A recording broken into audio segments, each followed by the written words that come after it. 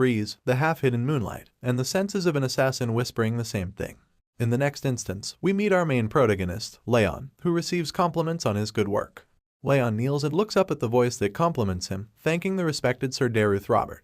Daruth glares at our hero as he narrates that he has been told he will be killed by the man standing in front of him tonight. He comments on the fitting performance of the protagonist as the Shadow Chief, and commends that it is because of him that the family has been growing in power faster. Leon humbly expresses that he has just been doing what he should have, but in a slight change of tone, Daruth asks him if he thinks the Shadow needs freedom. And following this question, our hero answers that they, Shadows, are not capable of questioning anything that has been commanded to them, and are to only follow the orders given to them by their masters. But just then, our hero is startled when Daruth questions why he had acted on his own when he knew of this rule in fact. Leon is taken aback by the extreme pressure and tense situation, as Daruth asks why he had undone the brainwashing. He glares at Leon as he kneels before him, wondering how Daruth has come to know of this. We are then enlightened about what brainwashing actually is. It is the method that the Robert family uses to control their assassination organization, Shadow. It is elaborated that they buy or kidnap children and make them work as assassins their entire lives for the sake of the Robert family, engaging in all kinds of wicked activities. And our hero continues to narrate that, simply put, they groom the children into becoming their loyal dogs. However, he coincidentally was able to break free from these chains. Wondering how the man is able to confront him, he asks Daruth how he knows. Daruth then explains that he and the other assassins have two collars, one is for brainwashing, and he snaps his fingers to reveal the second collar. And just then, our hero feels a sudden intense pain in his chest. He bleeds from his mouth and continues to wail in agony and excruciating pain. He grabs hold of his chest firmly and wonders what kind of pain this is, expressing it to be as if his heart is being sawed in half. A dark red aura surrounds Leon as he glares upon the torturer in front of him, and Daruth explains it to be the rage worm. He explains that there is an insect in his body that eats away at his heart upon his command, and this is the worst kind of enchantment that there is, allowing them to look into the emotions of the slave. Leon is startled and dazed in anger as he calls out at the sickening act, and he yells at Daruth, questioning if brainwashing them wasn't enough that they had to feed them rage worms too. Daruth, however, contradicts the fair and righteous comment as he tells himself to be thorough, and he elaborates that there is a saying that every person wears a mask. He continues to tell that his mask just happens to be thicker than others. This is when we get to know about the backstory of our hero. Leon says that he was kidnapped at an age he does not remember, and he was raised as the Robert family's hunting dog. He solemnly expresses that he was the head of the Shadow, and lived his life without any emotions or a mind of his own. He continues that coincidentally, he was able to learn a breathing technique called the Fire's Ring, and to prove that this was the divine skill of the best swordsman, he broke free from the brainwashing. But he expresses that he thought he would be met with freedom, yet he wonders why he has had to meet with death instead. He dwells into deep despair as he questions his life, and wonders what kind of sins he has committed to die such a meaningless death. However, just then, something flares up his spirit and he picks himself up, gritting his teeth and determined that this cannot end like this. He stands up, startling and surprising Daruth, who asks how he can even stand up in such a state.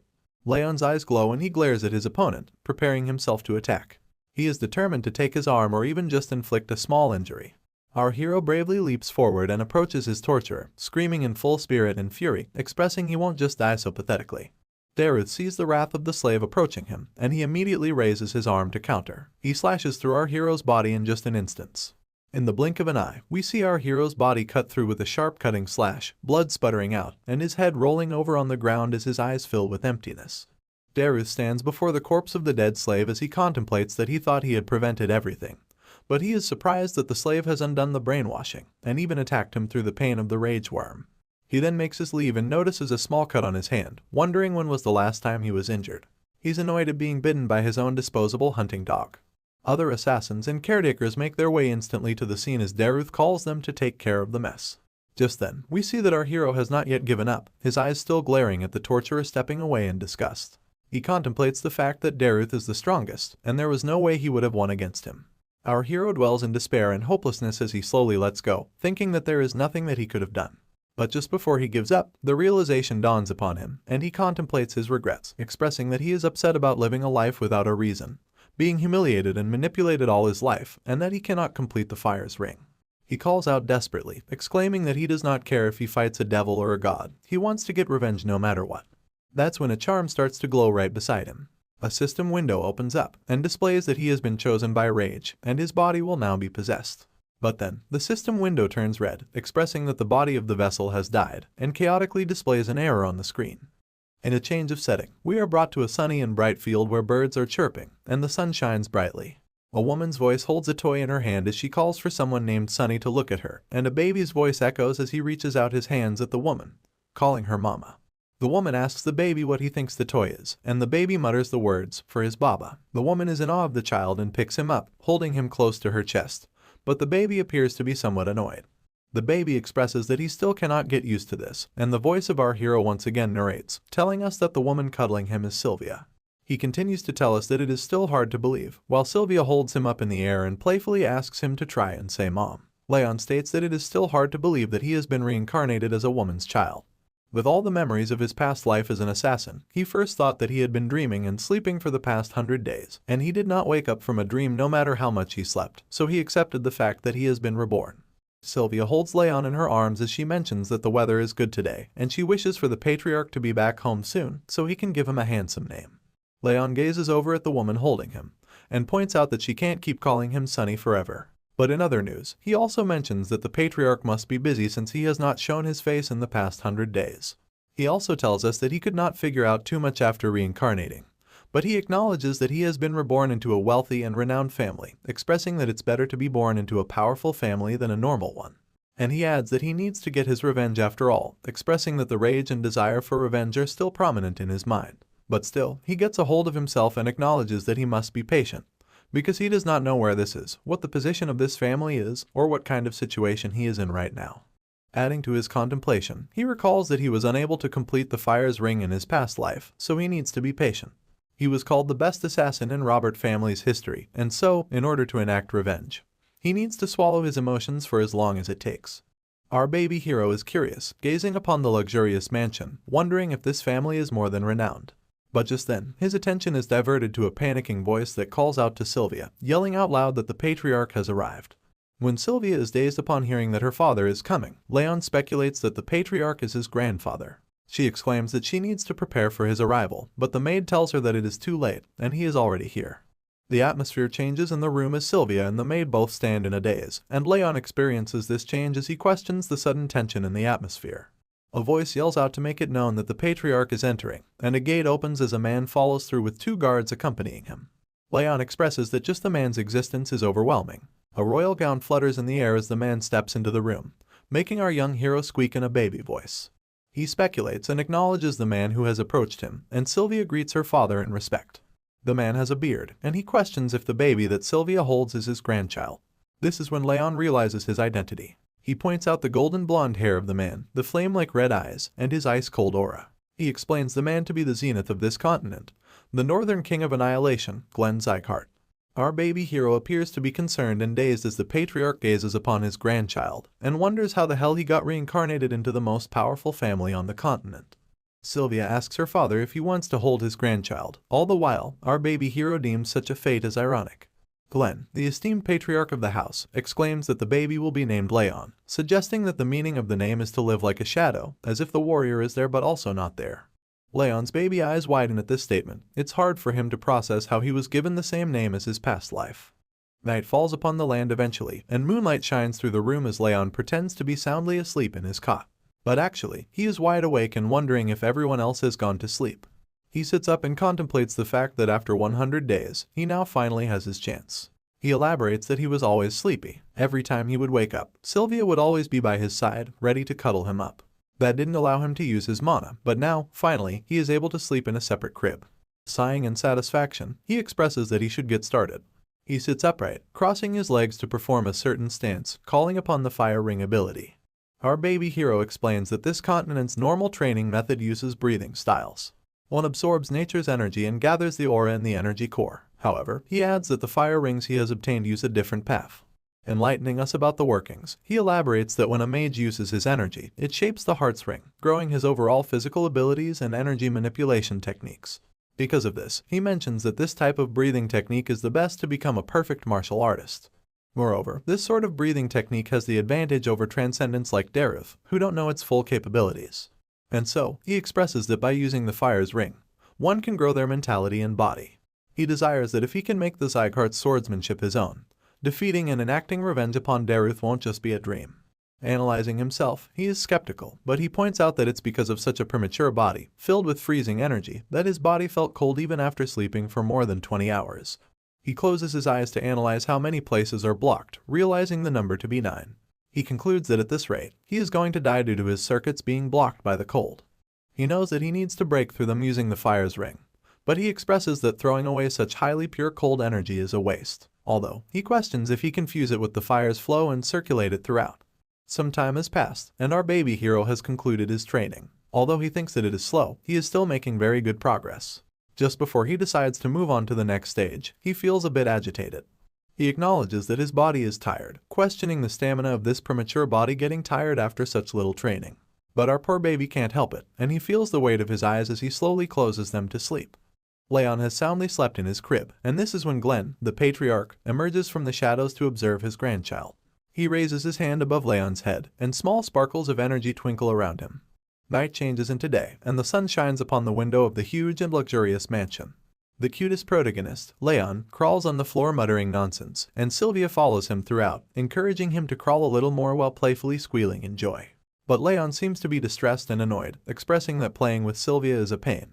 I mean, our dude has the mind of an adult, and playing and pretending to be a baby like this makes him want to kill himself.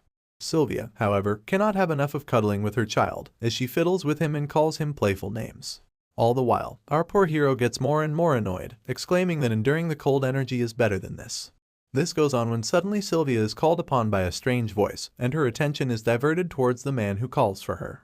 Her face immediately lights up as she turns to face the source of the voice and calls the person the saint. The saint takes a slight bow to pay his respects to the lady, but requests her to simply address him as sir. Leon's eyes widen upon seeing the man. He wonders if the person in front of him is someone called the Saint of the Rags. And enlightening us with more background upon the characters, our hero once again narrates that the saint has divine power, medical techniques, and skills that can reach the ends of the world. However, he adds that although the man is the most famous physician, no one can see him due to his wanderlust. Coming up close, the saint gazes upon the baby, expressing that he came to see Sylvia after hearing about his birth, and he picks up Leon to gaze upon him closely. He compliments the red eyes and the blonde hair of the baby that he inherited straight from his beautiful mother. He then asks the name of the child, and at first, Sylvia hesitates to answer, but she says that the name of the child is Leon. The saint is taken aback, questioning if they named the child while knowing that it means shadow. Sylvia hesitantly agrees with the speculation, and the saint follows up with disappointment, not understanding what Glenn was thinking before naming the child. Leon observes his expressions, as he notices that the two are being quite casual with each other. In his past life, he had heard rumors of the Northern King of Annihilation being friends with the Saint of Rags, and it seems to be true. Nevertheless, the saint holds our baby hero firmly as he smiles in joy, wanting to have a closer look. He then places his hand over the baby's body, and a strange energy flows and glimmers over our hero. The saint notices that there is something wrong, as is apparent by his facial expressions. Sylvia also notices this and asks the saint about it, and the man tells her that the baby has the bitter cold curse. He gives back the baby for Sylvia to hold, as he continues to elaborate that the baby's energy circuit has been blocked off by ice energy. If they treat him concurrently before his future checkups, he will not die. However, he also lets Sylvia know of the sorrowful fate, that the baby will not live for a long time if he is left untreated. Sylvia's eyes widen in shock, and her voice starts to shake as she states that the saint is lying. She does not believe this to be true. And just as the saint tells her about writing a prescription to start the treatment, a voice calls out to interrupt him. The voice belongs to a maid, who rushes forward to the saint to tell him that the patriarch is looking for him. The saint lets her off, telling her that he will be there with the patriarch once he is done with the conversation. But the maid insists that the patriarch wants to see him right now. Accepting the call, the saint hesitantly takes his leave, expressing that the patriarch cannot get his timing right. Observing the situation, Leon thinks that knowing about the disease does not change anything, because as long as he can complete the fire ring on time, such a curse won't be an issue. This is when a teardrop falls onto his face, making him halt in his thoughts. Our baby hero gazes upon the crying face of Sylvia, who still believes it to be a lie. She sniffles and expresses that she cannot lose her child like this, and she refuses to accept that he is dying. Sniffling and silent tears turn into wails and screams of agonizing pain as Sylvia falls to the floor, firmly holding her baby. She promises that she is going to make it better, no matter the cost. She is still in denial that her child is sick with a deadly disease. Leon's eyes widen and his heart skips a beat. He wonders what this emotion is, and he expresses that his heart is aching. He sees himself observing the poor woman, telling himself that he does not wish to see this. Among the wails and the screams, Sylvia suddenly stops crying when her baby's hand touches her face to wipe off the tears. She gazes upon her baby closely with her eyes full of shock, and Leon reaches for her in an attempt to call for her, until he manages to mutter the word mommy. Meanwhile, Glenn was busy engaging in a conversation with the saint, when suddenly, a commotion rises from the other room, diverting their attention. The voices of the maid yell and call for Lady Sylvia to stop, and Glenn questions what the ruckus is all about. The maid follows after Sylvia as the yelling continues, and she warns her that the patriarch is inside the room. The door breaks open, and Sylvia barges into the room despite the maid's best efforts. She glares at the patriarch while she huffs and puffs to catch her breath.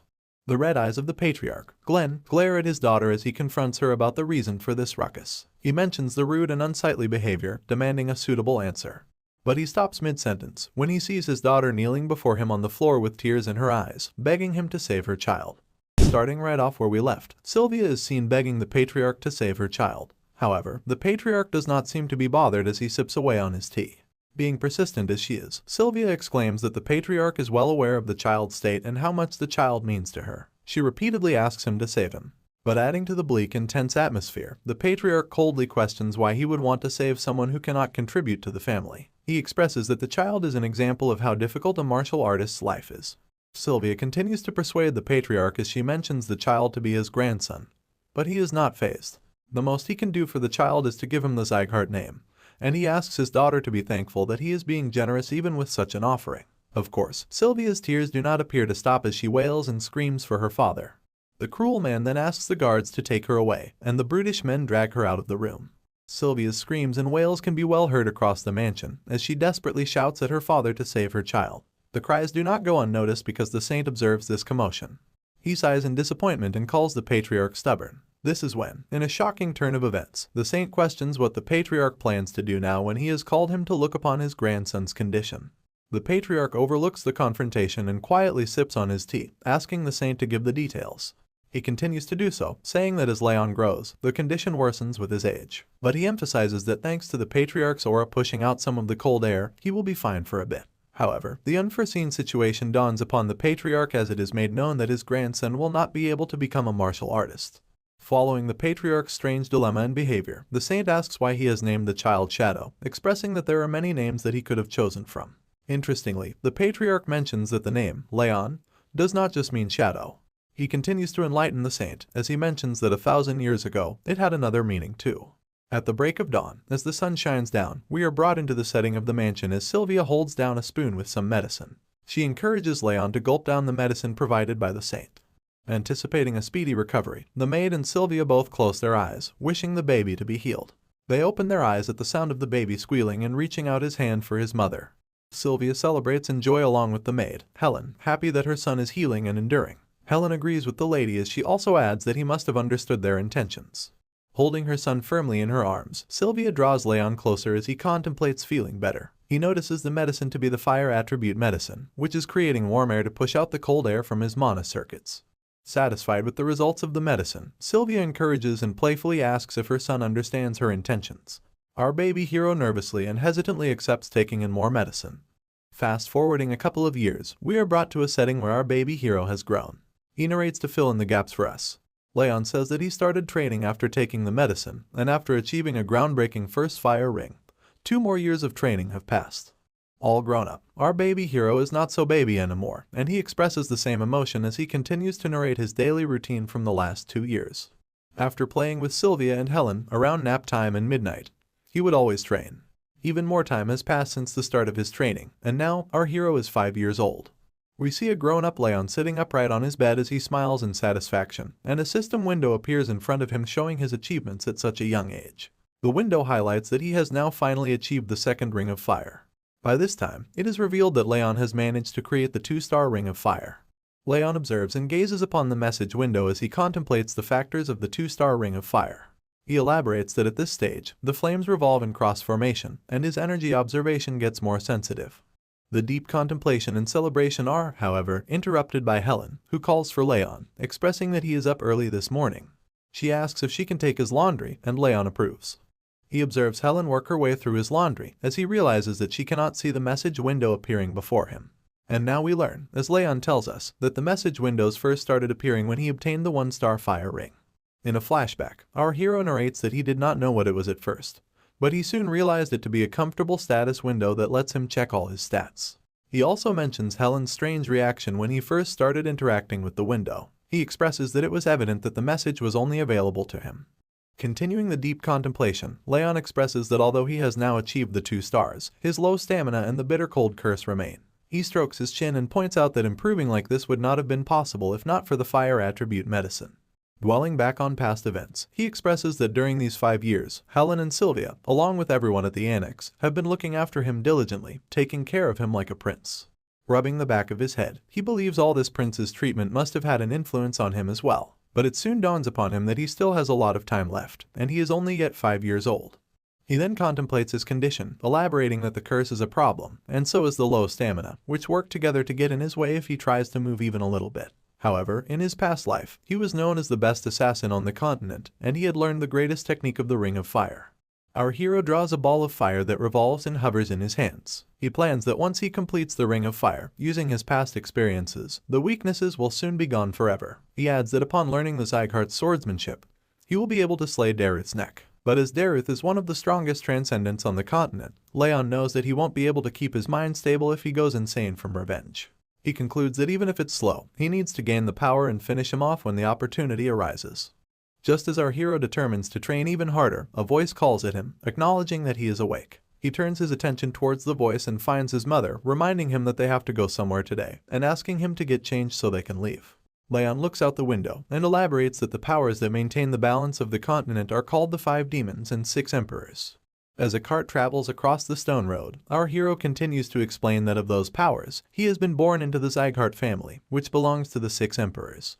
He adds that the emperors demonstrate a positive influence, while the demons threaten the peace of the continent. He also explains that there are several other powers outside of these, and so there happens to be a judgment ceremony to determine if these powers are good or bad. The cart falls into the gates of an annex, as Leon expresses that today is the Zygarde family's judgment ceremony. The gossiping mouths of the families that have already arrived at the ceremony echo throughout the hall as they chat and engage in meaningless conversation. The gossiping continues as they call out to other families and their sons. Just when there is talk about Sylvia and her son, it is seen that Sylvia walks into the hall with Leon holding her hand. The chatter in the hall rises as they call Sylvia an outcast. The cold faces of the families in the hall glare upon Sylvia as she walks in and observes the cutting eyes of the families that stand before her. As Leon walks along with his mother into the hall, the chatter continues, and they point out at Leon, gossiping about his height and the rumors of him being sick being true. There is refusal and denial in the words that cut through Sylvia's skin. She hears people questioning why the outcast's son is participating in the judgment ceremony. The people express their hatred as they exclaim that they did not want to see the two, for it drops the ceremony's standards. Leon notices the harsh words of the families from the direct line. He questions if there are some kinds of circumstances behind the words, but he immediately gets a hold of himself. He expresses that he does not care if they are talking ill of him. However, he is startled to hear the words of people calling his mother, Sylvia, shameless. Hardening his facial expressions, Leon expresses anger and is infuriated at the harsh words being thrown at his mother. He quickly snaps back into reality when Sylvia calls for him. She tells him that it's okay and asks him to just look at his mom. Our hero bravely accepts and moves forward with his mother, and just then, a voice yells out to make it known that the patriarch is entering. He contemplates the long time since he has seen his grandfather, as our hero gazes upon the shiny attire that the patriarch holds as he walks up to his throne. The powerful presence of the patriarch is known, as he sits on the throne and the announcer yells out his name. Glenn acknowledges that everyone has arrived at the ceremony, and Leon glares upon what is to happen next. The patriarch's hand swishes, and a giant sword appears before the people in the hall. Leon is taken aback in nervousness as he questions if it is the sword of judgment. And then, the heavy voice of the patriarch calls out for the judgment ceremony to begin. Glenn Zygarde has made the judgment sword appear in front of the audience for the judgment ceremony, which our hero explains that upon placing one's hand on the stone sword, the sword determines the mana ability that they possess. Glenn glances upon the audience when the announcer calls for the name of Burn Zygarde to begin the ceremony. Burn sits up enthusiastically at his call to be acknowledged. Leon observes Burn approach the stone sword, and he explains that from the age of 4, the skull of the child begins to close up, and from then on, the child's mana ability remains stagnant. Loud and shining energy flares up around the hall atmosphere as Burn holds his hand upon the stone sword. Leon adds that this place is where the judgment ceremony takes place to determine the kid's mana ability. Green energy illuminates the hall, and applause follows as the audience discusses and judges the light that is being emitted. They conclude it to be the wind ability of great quality and applaud the boy. The patriarch also commends the great ability, commenting it to be an attribute well suited for a swordsman and encouraging the child to channel the wind forth. Next up, a boy from the vassal family of Runan is announced to come forward, and he sits up to acknowledge his call. Observing and judging the different patterns and interactions, Leon concludes and explains that how far the light travels indicates the mana's purity, while the mana's attribute is determined by the sword's tip. He elaborates that this is how the Zygarde family determines their talent. He also observes the cheering and enthusiasm among the families as they applaud Runan for his ability, commending his family name and comparing him with Burin. Leon notices that these people value their talent just as much as they value their life. And so, he guesses that he won't be able to display good results. Although the Ring of Fire is on the 2-star levels, his mana circuits still have a lot of cold on them. But truth be told, such things don't really matter to our boy. Just in time, the announcer lastly calls for our hero, and he feels the intense glares and sights of disgust that the families portray at him. The patriarch joins this sentiment, and Leon is called forward. Sylvia smiles and calls for her son to proceed, and Leon obeys. He knows that he does not anticipate extraordinary results, he just needs to find a mana attribute that best suits this body. Sylvia guides Leon as she tells him to do the same as the other kids, and Leon listens. He steps forward and sighs nervously, before placing his palm on the stone sword. Surprisingly, a loud golden light is emitted through the stone sword, and our hero's eyes widen at this sight. He wonders what this light represents. The light blinds his vision, and he instead sees a sight of a man standing in front of him with demonic creatures observing from the side. He questions what all of this means. Demonic creatures glare viciously over the man standing in front of them, and Leon sits behind for cover as he witnesses this strange phenomenon. He wonders who the man is that stands in front of him, and before he could muster another thought, the man holds up a shiny sword that glows brightly illuminates the sky. The man swings the sword with full force as he grips the handle firmly, and the sword strikes through the demonic creatures that approach him while wailing in agony. A loud blast follows right after, and Leon snaps back into reality to acknowledge the task at hand, the stone sword. Just as he glances over at the sword, he is taken aback to find out that the light that emitted has not even made it to the halfway mark. Laughter and hysteria follow right after as the families taunt Leon for his light reaching such a low point, not to mention that it doesn't even have a color. The patriarch remains silent, observing the unfortunate outcome of his grandson's ability. Sylvia approaches Leon to comfort her son, and reassure him that he has done his best. But the harsh words of the families cut like blades as they walk through the shame. They question if Leon is truly a descendant of the Zygarde family and taunt him, suggesting that he might have only inherited the red eyes and blonde hair. The patriarch observes the humiliating commotion and calls out for the laughter and hysteria to stop. Naturally, the people immediately quiet down in fear of the patriarch's heavy voice. He calls off the ceremony and asks the families to return. One by one, all the families leave with their capable children, feeling proud. And shortly after, everyone leaves as the doors close shut behind them. Glenn sits on his throne in disappointment beside the stone sword, towering high in the hall. He calls for his warrant, mentioning that it can't be helped for his grandson. He dwells in regret over the incident, when suddenly, the golden light shines and illuminates the hall once again. His eyes widen at the unforeseen sight. The golden light flares and blazes through the hall, forcing the patriarch out of his throne to acknowledge the might of the light emitted from the stone sword. He recognizes this golden light. It's the signature aura of the Zygarde family's first patriarch, which displayed transcendental fire power that could melt even the flames of the demonic realm. Gazing upon the book to find enlightenment, Glenn, the patriarch, elaborates on the golden mana and golden flames, mentioning it to be a one-time occurrence throughout the history of the Zygarde. He reads of the mana of dense golden light, which is blindingly beautiful and radiantly shiny. This is when the realization dawns upon him, and he notices the golden flame-like light emitting from the stone sword to be the golden flame aura. His eyes widen at the shocking sight. At this point, all he could do was stand there in a daze, nothing more and nothing less. Abruptly switching settings, we see our hero grow twofold since the last time we saw him, once again gazing upon the message window to take a glance at his stats. He reaches out his finger at the screen, wondering if it is time for him to reach the 3-star Ring of Fire already. Narrating over the scene, he tells us that 7 years have already passed since the judgment ceremony, and he has now turned 12 years old. He explains that with consistent training, he is now at the doorstep of reaching the 3 fire rings. His tolerance for water attributes has also risen to being 2 stars, so the coldness in his body has disappeared, improving since it first started, but still rendering our hero unable to move. Moving forward in the present, Leon plans to begin training soon, when suddenly Sylvia's voice calls at him, and she approaches him to ask why he is not ready for the occasion yet. She asks him to leave quickly before they get late. Leon obediently agrees with his mom and contemplates the fact that the second judgment ceremony has come to face him once again. He annoyingly exclaims that he will have to see those bastards from the direct line of families. The concept of time in this universe really is twisted, because we are once again brought back to the judgment ceremony hall. The voice of the announcer commends the last family competitor and calls for the judgment ceremony's end. Leon wonders if it is because it's the judgment ceremony of the indirect bloodlines today that the ceremony has ended earlier than expected. This is also when the patriarch calls for his name. And acknowledging the patriarch, Leon addresses his call. Glenn confronts Leon for not responding to the basic training orders that he has been receiving for the last month, but our hero is confused and dazed at the sudden confrontation. He does not know what the patriarch is talking about. Just then, Sylvia walks in to address the concern, pleading that Leon still has a lot of cold energy left in his body for him to endure training. She exclaims that he is different from other children. Leon, on the other hand, is taken aback at the fact that his mother knew of this, but not him.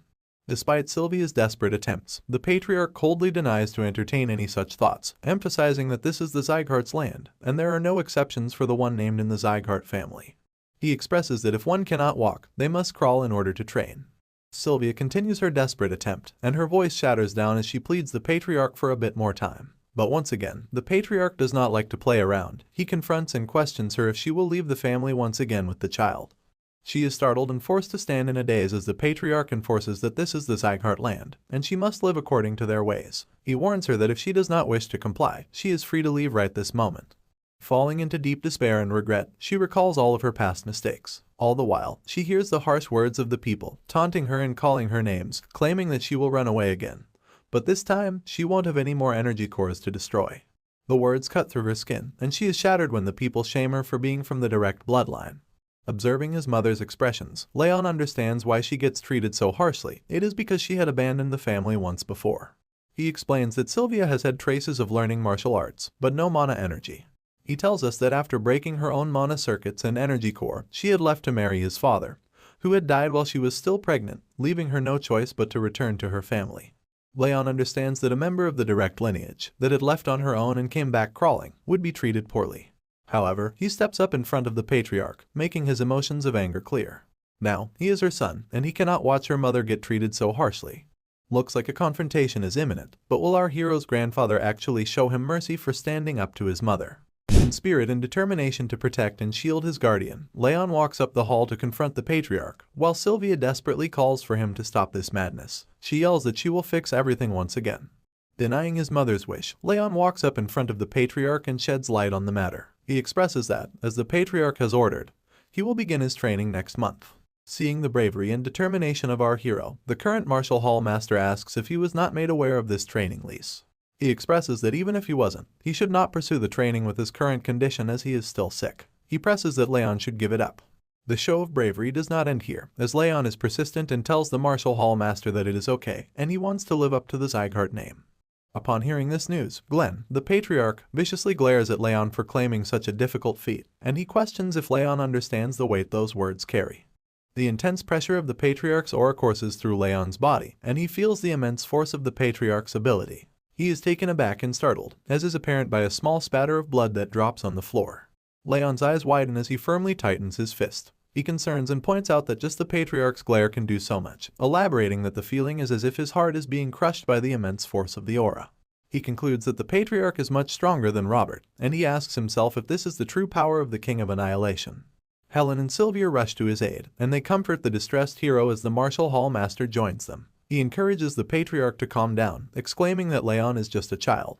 But this does not stop the patriarch's deathly glare and aura. Instead, it intensifies, and both Sylvia and the martial hall master stand down immediately in nervousness. Sylvia cannot see her son being pressed on like this, and she immediately hugs him to protect him while screaming for her father to stop, pleading that Leon is not in the condition to train so intensely with his current state. Observing and witnessing this intense situation, our hero deepens into thought as he narrates that he was an assassin in his past, someone who lived in the shadows. And reminiscing about his past life, he continues to tell that he was always closer to death than life, and he never stepped out of darkness. Feeling a push from behind, Leon exclaims and addresses his new self. He will no longer do the same. He will no longer hide in the darkness. Our young hero meets the eye of his former self in his past, pushing and encouraging him to move forward. Young Leon gazes upon his past self, exclaiming that he will no longer live as the assassin. He grits his teeth and flares up in anger. And moving forward at the patriarch, he continues to make a point that he will now live as Leon Zygarde, and will bring back Sylvia her original position in the family. Yelling at the patriarch, Leon confronts him as he tells him that he was raised in a separate building of the residence, and he does not know how high in the societal ranks the Zygarde family is, so he suggests that he would like to learn that through training. Sweat trickles down his face, but his intentions are pure and strong. He recalls the joyful times and happy instances he experienced with Sylvia and Helen, determined that he will protect her and make sure to regain the smiles and joy of all the people that are precious to him. Glenn questions if the young boy wishes to judge the Zygarde family's standards through training, and gathering up all the strength he has left, Leon stutters and shakingly tells that he does not have any other choice. Breathing heavily and attempting to catch his breath, Leon stands before the patriarch as he tells him that he will need to have the instructor prepare accordingly, as not to disappoint him. Just hearing these words, Leon calmly lets go and slowly falls to the ground with Sylvia and Helen rushing to his aid. Fallen on the ground, as our hero slowly loses consciousness, he contemplates that in his past life he was an assassin, but now he is someone that has learned a legend of the continent, the Fire's Ring. And so he concludes that by utilizing both these abilities, becoming a prominent member of this family is not impossible for him. Before finally letting go and submitting to the weight of fatigue catching up to him, he tightens his fist and exclaims that he'll show them all how strong he'll become. A change of setting now takes us to the training grounds where swords clank with each other as the children train and spar with each other while an instructor observes their moves. We are then introduced to the intermediate martial hall master, Karin Zygarde, who questions the claim that the boy was too weak to even properly move. A nervous messenger reports to the martial hall master as he elaborates that many maids have overheard the conversations between the saint and the patriarch, and it is definite that the boy is suffering from a serious illness. Karin deepens in thought as he recalls that the boy's body was definitely in a bad condition when he saw him earlier today in the judgment ceremony, and all the other times he's seen him, but he wonders how the child was able to withstand his father's aura. Concluding his contemplation, he recalls that Sylvia was known to be more talented than anyone else. Following his deep thinking, he calls the messenger to place a maid in their building and to do so as quickly as possible. The man obeys and agrees to do so. Our hero is seen sprinting over grassy fields as Sylvia chases him down, pleading that he does not push himself. He is determined as he runs faster and faster, while Karin's voice still echoes, and he exclaims, asking the messenger to have the planted maid report everything that happens there. Chanting the name of the respected patriarch, the secretariat guards salute and make way for him as he walks down his path into the annex. A mysterious man with long red hair and pointy ears lies comfortably on a couch, his face hidden by a hat. The patriarch approaches the man and addresses him as Lemmer, asking him to stop pretending to be asleep and to get up. Lemmer sits up immediately at this call and commends that the patriarch really is amazing. This is when we are introduced to the brilliant sword, Lemmer Dias. He elaborates that the patriarch is the only one his sleeping techniques don't work on. Glenn expresses concern that Lemmer, as the head instructor, is wasting his time on such nonsense while all the other instructors are working hard. Lemmer answers this concern by playfully telling him that they are only following his orders and are working with their bodies, while he works with his head.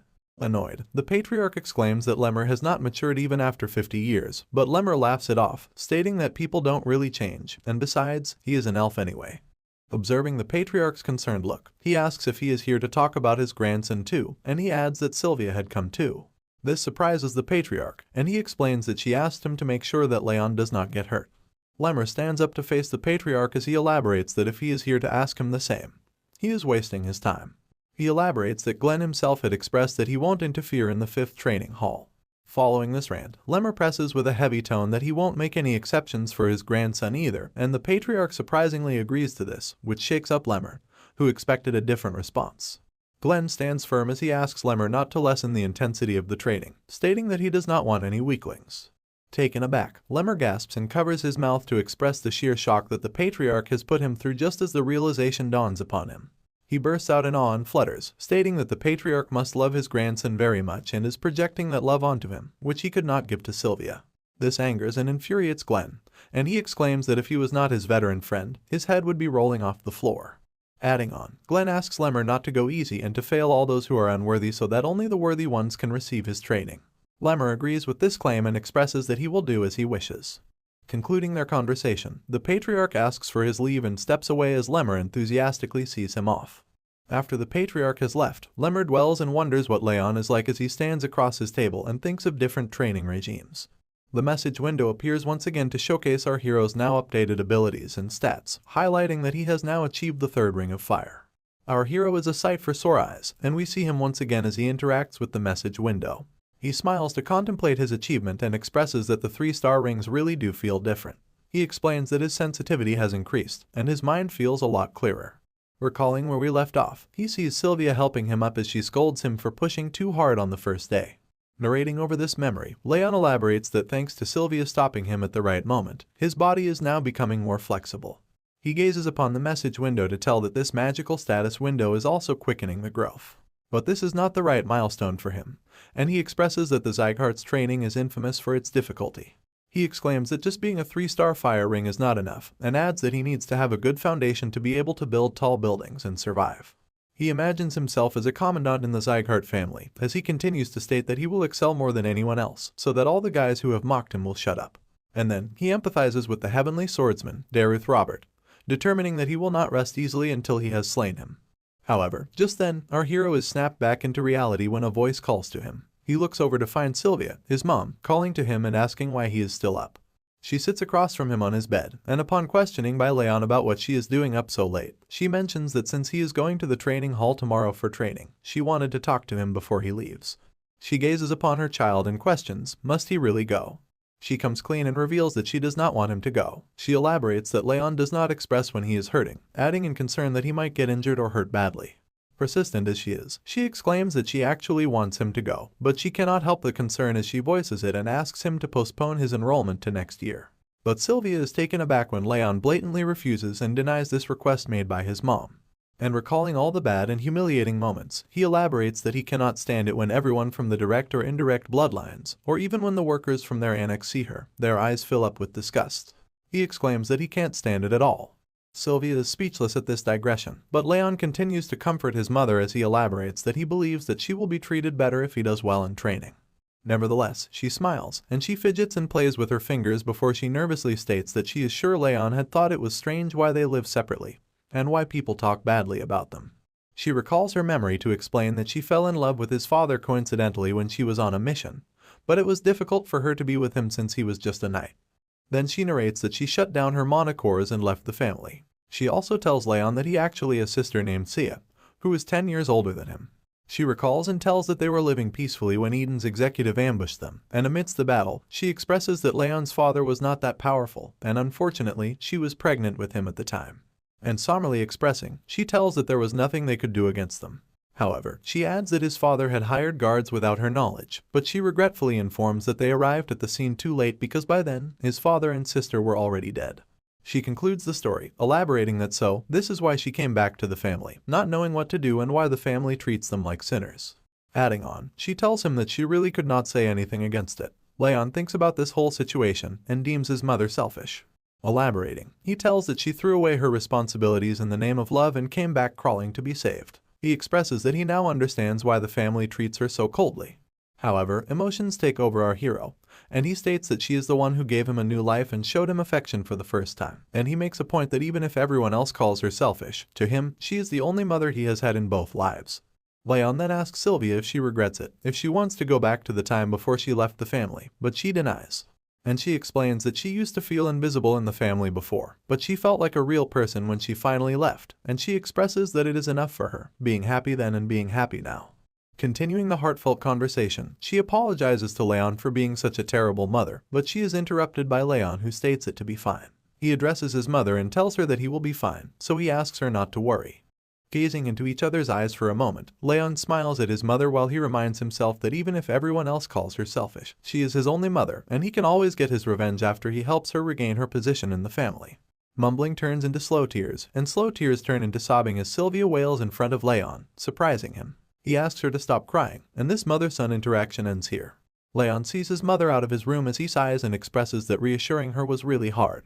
He then sits on his bed once again as he plans to check the malleability of the Ring of Fire before he can sleep, mentioning that he does not have a lot of time before the training starts. And he sits in a unique stance, performing the technique as blue flames rise and flare up in the room viciously. He notices that the rings spin faster now that they are at level 3, but he wonders what it will be like once they get to the intermediate levels. The flame suddenly blazes violently and bursts out into the air in front of our hero as his eyes widen in shock. The flames speak in a strange voice as it states to have finally come. It rises and rises as our hero glares in anticipation.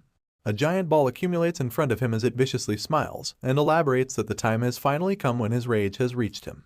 The blue flame pays his respects to Raph, the second lord of the demon realm, and expresses that he will help Leon's revenge dreams come true. However, Leon is surprised and taken aback as he questions this claim, and a message window pops up telling him that he has unlocked 2 new traits. The rage trait is being activated, but the second one remains entitled.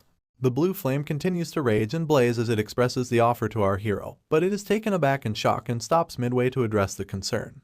The ball of blue flame questions why there is a child standing before him. Leon steps away to prepare to engage in battle against the mysterious ball of fire that has suddenly appeared in front of him, and he asks what it is. But the ball of fire seems to be just as confused, and he expresses the same concern to elaborate that the rage that reached him was not an emotion that a kid like Leon can feel. Upon a second glance, the ball of blue fire's eyes widen as the realization dawns upon him, and it exclaims that it was definitely the child standing before him. The child has been hiding a deep and dark rage within him. Leon hardens his facial expressions and is skeptical of the ball of fire as it asks him to give away his body and soul to him, and then he will help him get the revenge that he desires. He wonders if the ball of fire is here because of his violent rage against Daruth Robert before he was reborn, but if it is, he expresses that the ball of fire is way too late.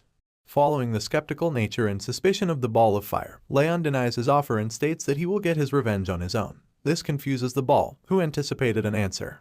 He floats around Leon's body, as Leon tells him that he will exact revenge on Daruth himself, thinking that he can't get the help of another in such a matter. But the ball of fire does not seem to buy this claim, as he expresses that Leon seems to be misunderstanding something.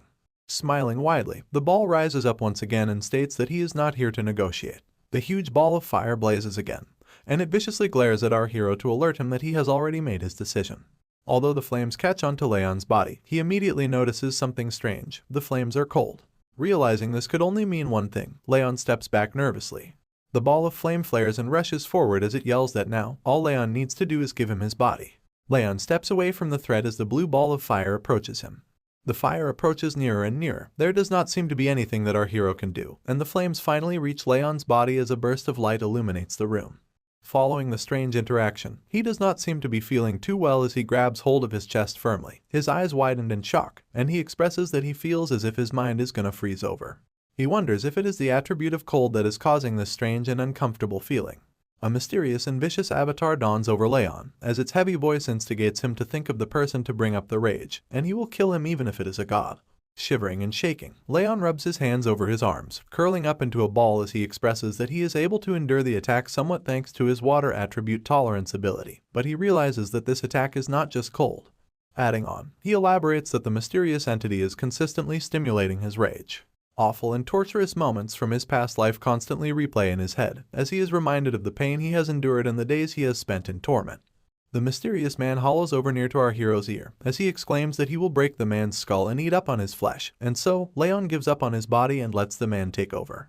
Recalling the joyful moments he has spent with the maids and his mother, Sylvia, he worries about what will happen to them if he gives up his body to this strange entity that has appeared so suddenly. He grits his teeth in frustration, determined to not let go so easily, and he exclaims that he cannot let him have his body no matter what happens. The blue ball of fire has once again appeared before our hero as it hovers over him and continues to persuade him by saying that it would have been easier for him to give in to his rage and accept the entity. But he is just holding on for no reason at all. He exclaims that he was going to minimize the damage since he was going to use his body, but our hero leaves him no choice.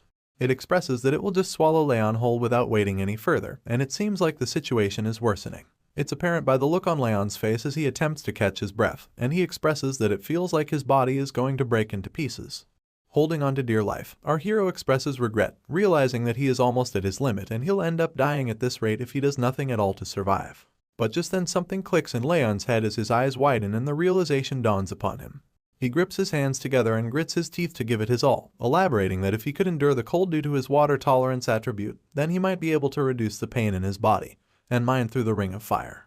Noticing it to be the only option he has left to survive, our hero musters up all his strength to counter the cold.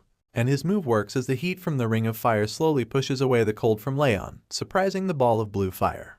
He groans in frustration, seeing a child push away and counter his attack. He expresses that even if it hasn't been long since he has awakened, a feat like this is impossible. His annoyance is further elevated at the fact that the foe is just a human child. Sweat trickles down Leon's face as the cold slowly goes away and the heat of the ring of fire intensifies. He glares at the ball of fire and warns that he will get revenge on his own, without needing to let a ghost use his body. The blue ball of fire is offended by this statement as it rages and blazes violently at our hero. He questions how dare the human child call one of the great demon lords a ghost. Playfully teasing the entity, Leon asks why he hasn't been able to kill him if he is a lord of the demon realm. He continues to tease and taunt the lord as he states that the lord of the demon realm isn't anything special, and he suggests that he just disappears. Infuriated at this insulting interaction, the ball of fire starts growling at Leon. Observing and recalling the demon lord's words, Leon realizes that he is said to have just awakened, which could possibly mean that the ball of a demon lord has yet to restore his full strength. Leon's deepening thoughts over the strange lord of the demon realm are broken off by a message from the system window that notifies him of special abilities that have been unlocked. Gazing upon the message window in curiosity, he finds his stats to be shown in a number format. At this realization, the lord of the demon realm freaks out, yelling that it is his authority, and he questions why the little boy has it. Our hero asks if the blue ball of fire has anything to do with the sudden change in the format of the message window, and although the ball frowns at first, it affirms that he has made the system, and he annoyingly questions why it is with him. Feeding into his curiosity, Leon once again asks what kind of system it is, but the demon lord has no interest in revealing anything to him. But he finds himself immediately taken aback and dazed when Leon answers his own question to express that it might be for quicker progress. The blue ball of fire blazes in rage and confusion as he wonders how the little boy knows. Leon, on the other hand, blatantly glares at the spirit in front of him, concluding that he can't even hide his emotions at all. Contemplating over the mysterious workings of the system, our hero mentions that he too had thought it to be strange that his Ring of Fire ability was more effective than in his past life, but now he realizes that it was because of the system. Filled with rage and frustration, the spirit of the demon lord flares violently as he demands that the little boy gives up his authority and body to him. But just as he continues to press on our hero, he sees a powerful energy blow coming towards him, and he immediately dodges as the attack flows right through its hollow spiritual form. Enraged even more, he asks what the little boy is doing, and Leon gleefully expresses that he has hit him with mana just in case. Observing the outcome of the attack, he notices that the spirit of the demon lord does not have a physical body, which would mean that aura won't work on him either. And considering the fact that no one else has come rushing in after the ruckus they have caused, it's apparent that he's probably the only one who can see or hear this spirit. Having enough of the little boy taunting and playing with him, the blue ball of fire is fed up and yells at Leon before flowing directly at his wrist. Leon's eyes widen as he flinches at the sudden hostile movement, but he is taken aback again when the blue ball of fire has now turned into a bracelet with ice crystals for beads. And even in the form of a mere bracelet, the lord of the demon realm does not shy away from shit-talking. He exclaims that it hasn't been long since his seal has been undone, but his powers will return soon, and then no one will be able to stop him. He warns that he will stick with Leon till the day he dies. Our hero is nervous. He expresses the entity to be a leech, but he is afraid of the system going away if he tries to take him off, and he is also concerned about what he might do to Sylvia and Helen. But concluding the interaction, he glares at the bracelet once again, determining that it might be better to keep him close and watch him. He will just restrict him and hope that he grows stronger fast enough before him. Bothered by the look of the bracelet, Leon asks why the spirit had to take the form of a floral bracelet, exclaiming that it does not look good on him. The spirit frowns and yells at Leon to respect his taste. And what can Leon even do at this point, which is why he just sighs.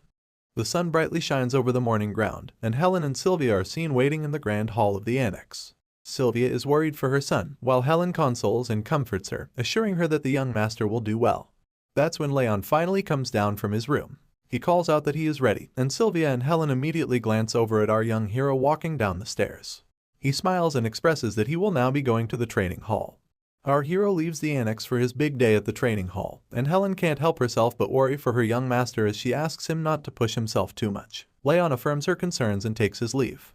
Pointing out Sylvia's sad and gleeful face, Helen asks her if she is going to see off the young master with such a face and make him sad. She listens to her words as she crouches down to hold her son, and tells him that she believes in him. Leon smiles at this beautiful gesture from his mother and shares the same sentiment as he affirms that he won't push himself too hard and won't give up if it gets too difficult. Saying this, our hero takes off to achieve his dreams as he waves to say goodbye. Sylvia still can't help herself as she glares at her son leaving her side. She asks Helen if she thinks he will be alright, and she comforts her, telling her that he has gotten much better, so much so that he might even pass the training. Not being able to take her eyes off her precious son, Sylvia expresses that Helen is right.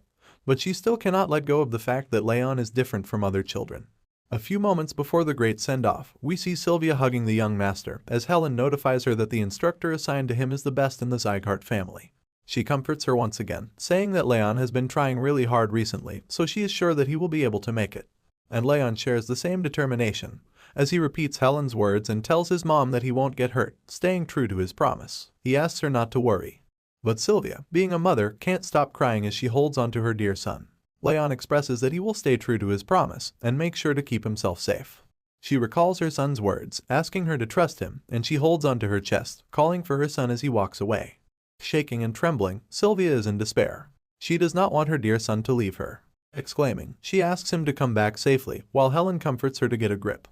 The training grounds have been set for training as of now, and we are finally brought to the 5th training hall of the Zygardes. Numerous young participants walk up the walkway into the training hall as they converse to ask where they are from. A group of 2 siblings, in particular, are seen walking as they smile and mention that their father and mother told them to get into the top 10. Walking among the huge crowd of aspiring martial artists is our hero, Leon, and he is also a bit surprised to see the number of people present.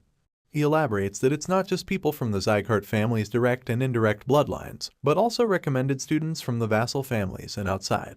Having a look around, he recalls that according to Helen, there are a lot of people this year, so the 6th training hall is also helping out.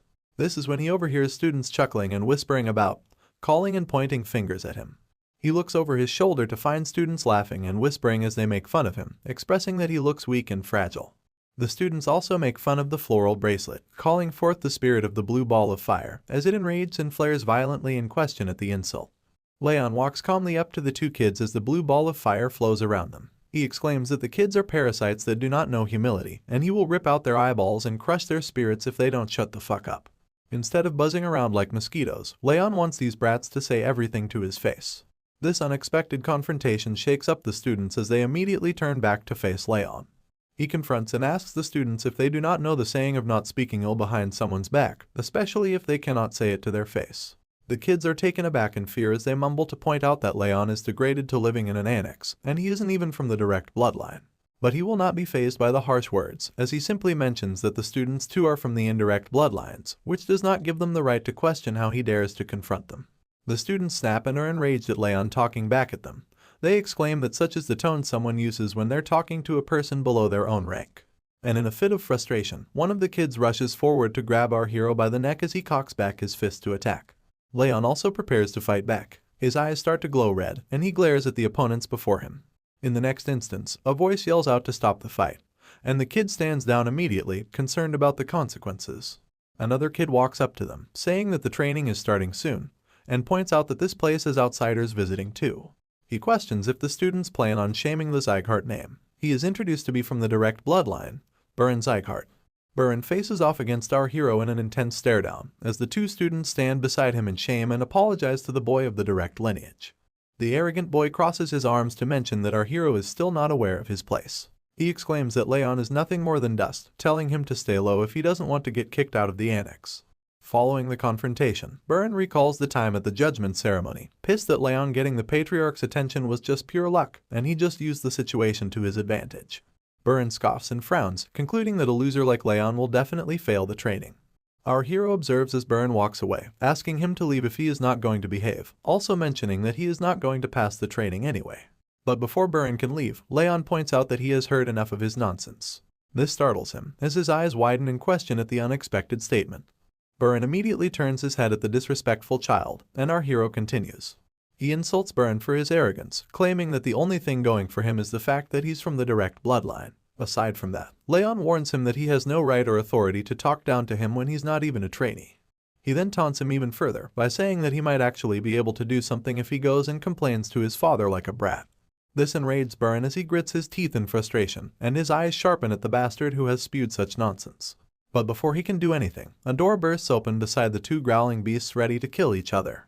Out comes the red-haired elf, who stares in amazement at the 2 kids already fighting even before the training has begun. Leon immediately recognizes the man to be the Zygarde family's brilliant sword, Lemmer. He recalls that Lemmer had retired because his energy core had been destroyed. He glances upon the sudden appearance of the man, expressing that he did not expect him to be here. Meanwhile, Lemmer joyfully asks the kids to hold off the fight until at least the entrance ceremony ends. And obeying the brilliant sword, Buren walks away quietly as he scoffs. Moving forward, the entrance ceremony has started as all the students stand in line in front of a stage, where Lemmer welcomes them all and joyfully introduces himself to be the head instructor, who will be in charge of their training. Pointing out the number of candidates to be 160, he expresses that it's way too many. And so, he says that he will cut down the numbers with a series of tests. In fact, he clarifies that the number will be cut down to a quarter. This sparks confusion and astonishment among the crowd of students as they question this absurd claim. But Lemmer elaborates that he prefers to only keep a small number of elites and not bother with the riffraff. Spiking in anger, the Lord of the Demon Realm yells out to call the brilliant sword an arrogant bastard, threatening to cut down the elf-seers if he dares to look down on him. Leon desperately tries to shut him up as he strikes down on his bracelet. Lemmer casually sits and rocks on his chair upon the stage as he expresses that his word is considered law on the training grounds. If anyone has a problem with what he has to say, they can take it up with the Patriarch. Following this warning, he asks to begin the tests right away. He points out at the students, telling them to immediately start running. This confuses the students as they at first question this absurd test, but later they rush away as they compete against each other diligently. Lemmer cheers them on as he shouts that the basics of martial arts are physical strength and mental power, encouraging them to run as fast as they can. Sprinting before the other students, the spirit of the blue ball of fire appears in front of Leon to express his concern. It wonders why Leon is all the way in the back, when he should be aiming for the front. But Leon elaborates that it's not a competition, and he does not need to get past the other guys.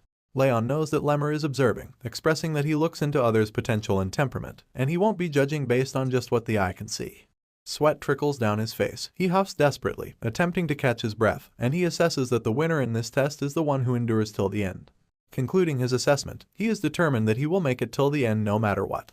Commenting on the test, the instructors announce that Sir Burin and Lady Lunan can be seen sprinting at the front. They discuss that everyone is fast, but it is especially so in the case of these two. Another instructor also adds that the speed they are running at isn't their best, so he's sure that they can run for hours on end.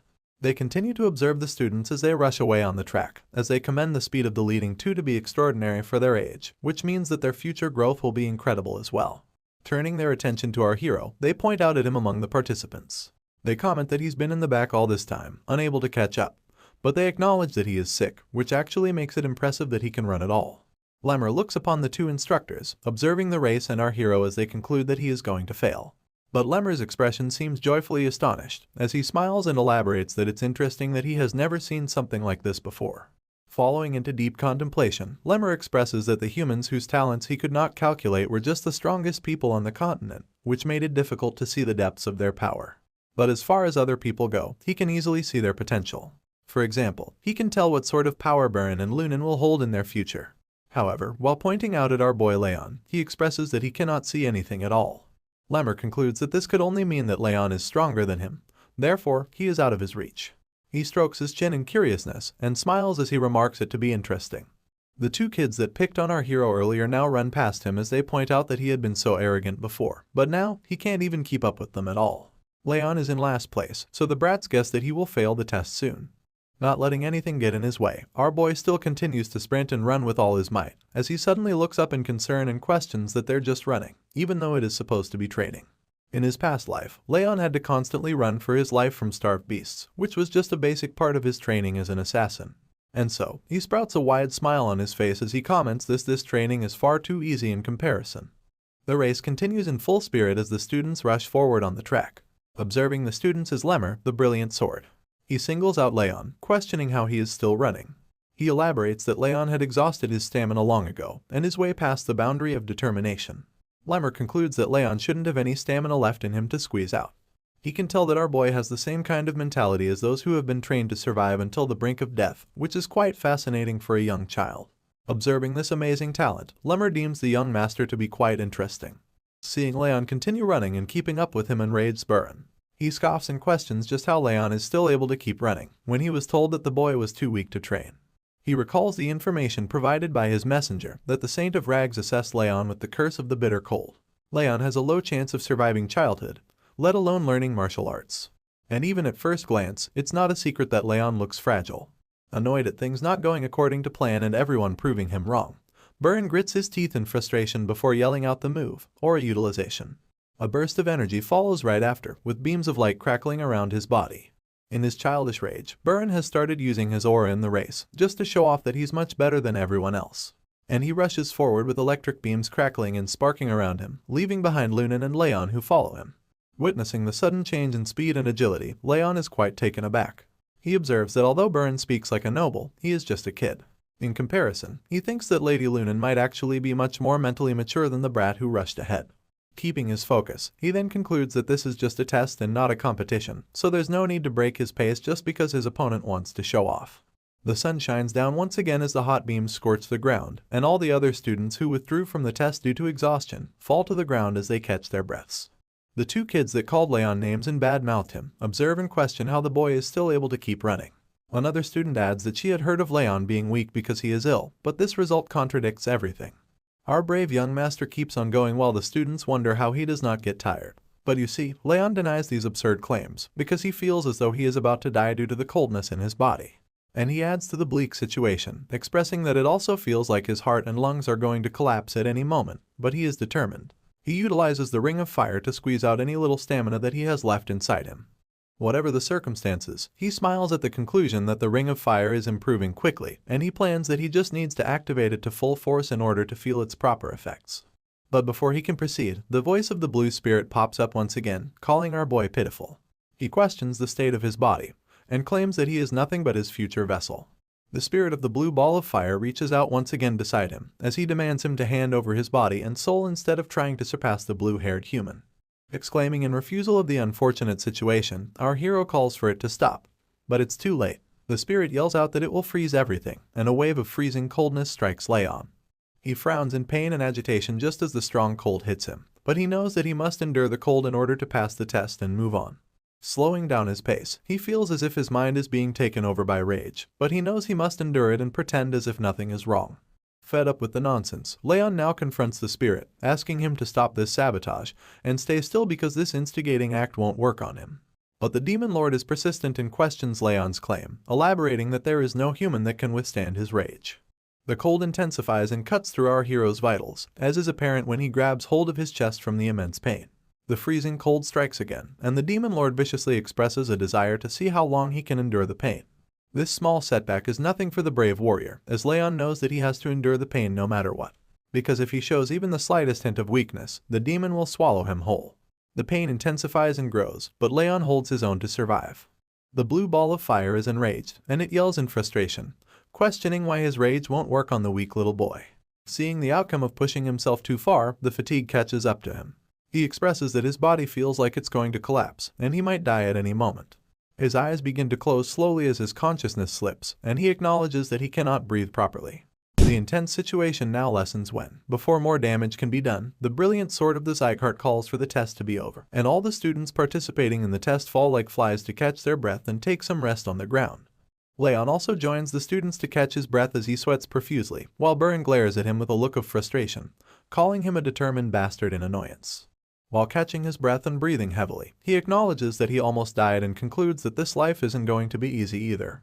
Lunan looks over and observes our hero while he catches his breath, before the spirit of the demon lord appears once again to throw a tantrum. He yells and puffs up in rage and frustration, calling him a monstrous bastard and questions how he managed to pull it off. But answering the question, Leon reminds him, this is why he asked him to stop. Acknowledging the outcome of the limit testing training, he notices that the ring of fire has also grown, and thanks to the status window, his physical capacity has improved too. He aspires that if he continues to train like this, he can achieve greater feats. Just then, his attention is diverted, and he looks up to find a huge status window in front of him that notifies him of fulfilling the conditions, resulting in increased experience points and physical capabilities. Leon glares in astonishment at the status window with his mouth open, while the spirit of the demon lord exclaims and questions why he is getting extra experience points for putting up with his rage. He yells out and states it to be absurd. The students once again stand before the stage as Lemmer the brilliant sword commends everyone for doing their best, and he moves on to what he said before the test started. And hearing this, the looks on the students' faces show despair and nervousness as they await their inevitable failure of passing. But to their surprise, Lemmer playfully exclaims that he was just lying about cutting down the numbers to a quarter. This results in a loud and collective gasp from the students, which then transitions into yelling as the students enrage and express that they ran like hell because he said that. But Lemmer elaborates that he cannot fail so many people on the first day. He would not have anyone to teach. However, he also adds that he did not specify to fail them today. And transitioning back to horror, Lemmer fiercely warns the students that if they show the same results as today, most of them are doomed to fail. This alerts the students once again as they now become determined to train hard. He paces across the stage as he addresses the students, and he reminds them of running with all they had. He points out that none out of all the 160 of them kept it up till the very end, except for one. He also mentions students who gave up and started using aura. This alerts Burn, who is guilty of doing so, and he fears suspension over this act. But as he crouches down in front of Leon, he adds that he does not care how they do it, as they are the ones taking the test after all. And he makes an okay sign up front of Leon as he continues to tell them that if the students do as he says, they won't fail the test. But he also mentions that it won't be easy either. Moving on, he now faces the students once again and addresses them to tell that they are now provisional trainees, but will become official trainees once they pass the tests they will take in the next 6 months. He joyfully mentions that he is going to pick the top trainees, although he won't be the one to rank them. Calling off the trainees, Lemmer lets them go and guides them to the top quality dormitories provided by the Zygarde family, mentioning that there is a training center next to it too. Tree leaves flutter and the sun shines through the forest. We are now brought to the forest near the training hall, as Lemmer walks up to a mysterious figure in royal attire that awaits his arrival. Lemmer the Brilliant Sword winks and addresses the person in front of him as he states that someone has taken up his napping spot, and he reveals the person to be the Patriarch. Glenn, the Patriarch, acknowledges Lemmer's arrival and immediately asks him what had happened. And he slowly walks up to him as he asks the Patriarch why he is asking him, when he himself was here the entire time to witness the whole thing. But continuing with his statement, Lemmer explains that the Patriarch knows he has great eyes and can see the future and children. Elaborating, he tells that Burin and Lunan are greatly talented, as they already knew, and the other children also have a lot of potential to become great pillars of the family. But he adds that he cannot see anything in Leon. The Patriarch proceeds to acknowledge this information, while Lemmer adds that he was sure Leon was out of stamina, which he questions and asks how he was able to keep on running. He also tells the Patriarch that it is the first time after him that he has not been able to see anything in someone. And he expresses in joy that his life has been very boring ever since his energy core had been ruined. But this is going to be interesting. Hearing what he came to hear, the Patriarch leaps off of the stone that he stands on as he tells the Brilliant Sword, Lemmer, that being a trainee instructor is what he had wanted, and as he walks away, he asks him to focus on his duties and not get distracted. Lemmer obeys the Patriarch, but he also mentions that he believes there is going to be someone this year to whom he can leave his future, but the Patriarch disagrees and states it to be just a coincidence. He exclaims that the child cannot become a martial artist. Seeing the Patriarch off, Lemmer acknowledges this statement and smiles, before he exclaims that the Patriarch knows very well that it's not just a coincidence. Sighing and finally having the rest he needed, our hero sets off to the training center now that the test is all over with. 2 students glare and observe him as he steps away, and the blue ball of fire is amazed that Leon does not seem to stop training. The group of students that stand behind Leon as he walks away glare viciously at him with murderous intent, and as the sun sets over the training grounds, they exclaim it to be impossible. 2 students rally on about how there's no way Leon held on for that long, when they had heard that he was sick. They go on while the yellow-haired man from the indirect lineage, Crane Zygarde, gleefully assesses the situation. Crane addresses the situation and adds that he had heard Leon had some kind of miracle medicine, elaborating that the Saint of Rags gave him one long ago. This follows up with a shocking response from the 2 trainees who question the Saint giving him this kind of boost. They scream out to conclude that this means Leon had been dependent on the medicine to run that long, and he had the gall to show off. Concluding their assessment, Crane suggests that they go and teach the arrogant bastard a lesson for using cheats against them in the training. Transitioning right into the act of words, our hero is seen being slammed into a tree as he groans in pain. He slides down to the ground under the pale moonlight and asks why the group of students is doing this to him, but Crane scoffs and questions this statement from Leon. The other 2 students yell out and point at Leon as they elaborate that he got his direct lineage title taken away, but he is all arrogant because of some miracle medicine. They claim that if he did not have the miracle medicine given to him by the Saint of Rags, he could not have run that much today at the training. They go on to question how dare he use such dirty tricks, but Leon assesses the rage and anger the students are feeling, as he concludes that they are mad over something stupid. Proceeding with the confrontation, they start to prepare and stretch to launch an attack, as they ask the young assassin not to be scared because they are just here to talk.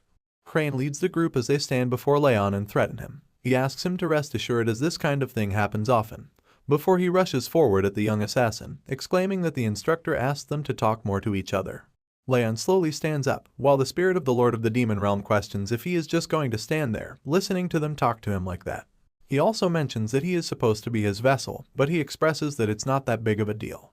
However, in a shocking turn of events, Crane is struck away with a punch to the face as the vicious glare now transfers over to the brave warrior, Leon.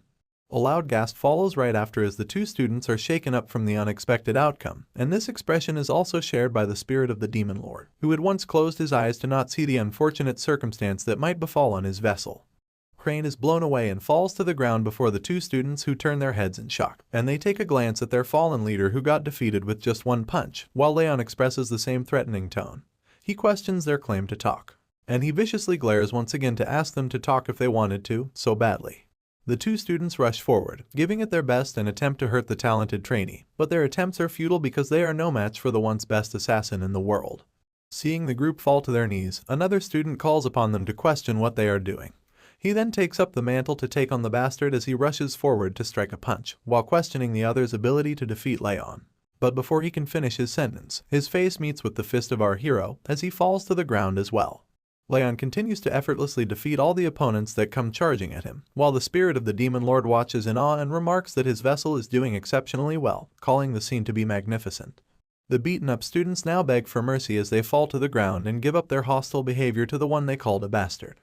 In a threatening act of violence, Leon steps on Crane's hand as his wails echo throughout the forest trees, and he states to ask one more thing of him before he lets him go. Of course, Crane obediently wills to answer, falling under the agonizing pain as his voice stutters when he speaks. Leon questions who was the person that made them do this, and he immediately mentions if it was Buren. Crane snaps and is alerted upon hearing his name, but he mumbles that they did this without the young master knowing, and he is not related to this at all. Our hero seems to be confused and he expresses that such an answer is unexpected when he thought Buren hated him, but he concludes that maybe the guy is not too far gone. And following the confrontation, he questions Crane if he is safe to assume that he would not go on telling others about their conversation. Once again, Crane immediately mutters to agree to the terms.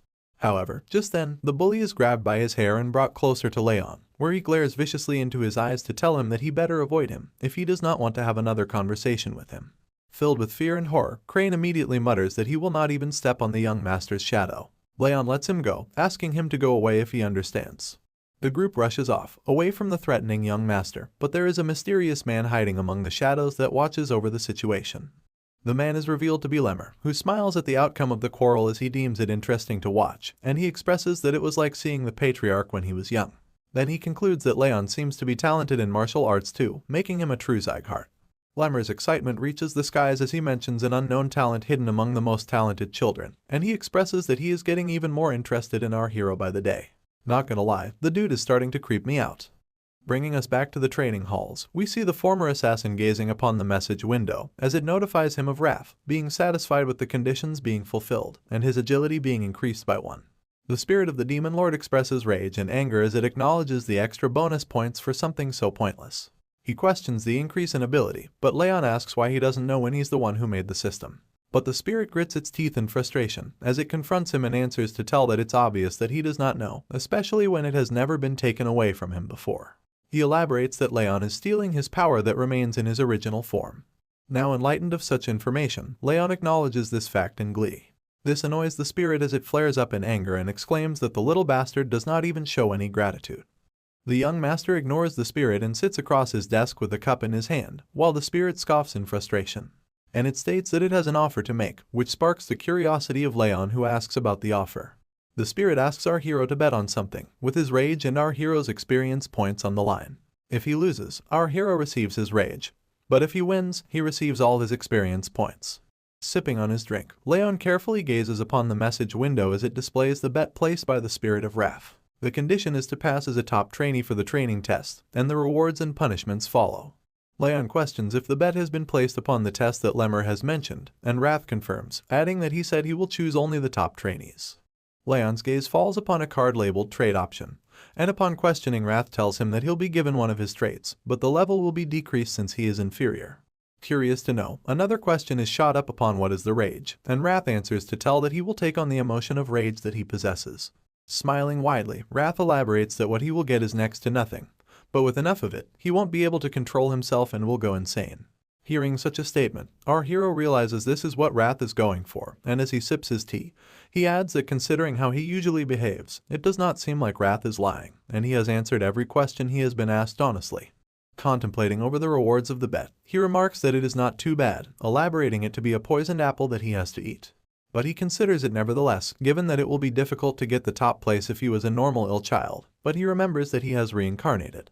Reaching forth his hand, Leon accepts Wrath's bet, making him smile widely as he remarks his choice to be wise. Blue flames flare around Leon's hand as the message window notifies that he has accepted Wrath's bet. He believes that if he utilizes his past life, he won't lose. At the break of dawn, heavy breathing and panting fill the air as students lay down on the ground, sweating profusely while trying to catch their breath. They express that they feel like their legs are going to break, and they cannot even stand with all the running that they have done this early in the morning.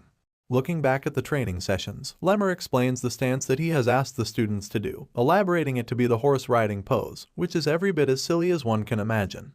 Despite him disagreeing with this claim, the students struggle to hold the position as they tremble and shake vigorously, while Lemmer continues to explain that this is the building block of martial arts.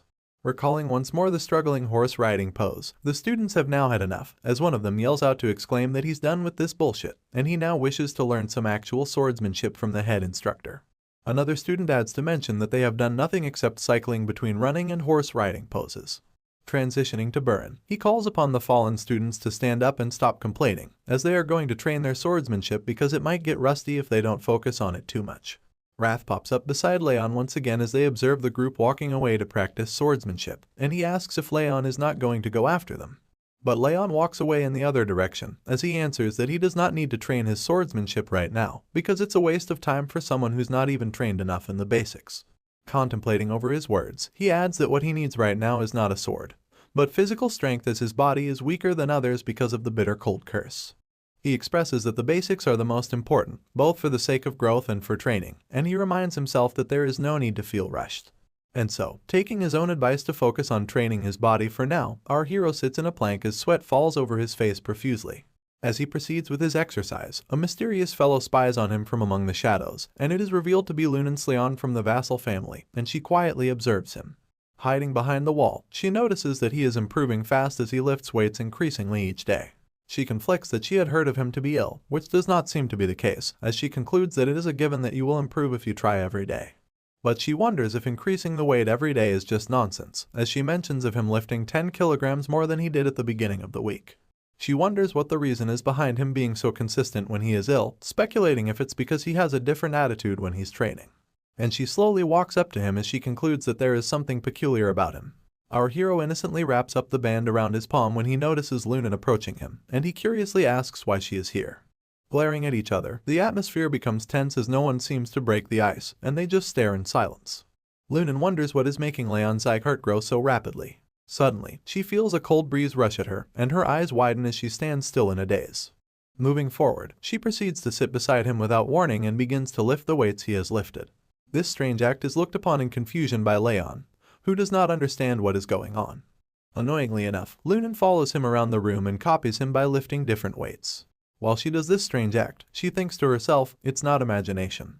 She elaborates that ever since she smelled that scent from Leon, the cool and pleasant scent, her body has felt lighter. She further explains that thanks to this strange phenomenon, she was able to lift a lot heavier than she usually can. The former assassin is curious to know what is making her act in a strange manner. So, he calls upon her to ask if she has something to tell him, but she blatantly denies it. Not thinking much of it, he walks away silently while Lunan continues to walk after him, concluding that she might have to follow him around a bit more. Buran enters the room with the other students as they observe Lunan following around Leon. There is no expression whatsoever on his face, while the other students scoff and question why such a girl is following around a guy like him. He then grabs hold of a wooden stick as he claims that the bastard is just wasting his time, and that kind of repetitive training has no point. He elaborates that Leon is weak, so he needs that kind of basic training. But Baron believes that even by doing something like that, he cannot reach the same level as them.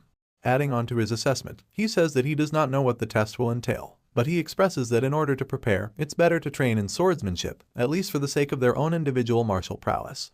Calling upon his friends, he walks away as he asks them to ignore the bastard from the indirect lineage, and the results of the test will speak for themselves. While Leon is training, an unknown student walks up to him and calls his name.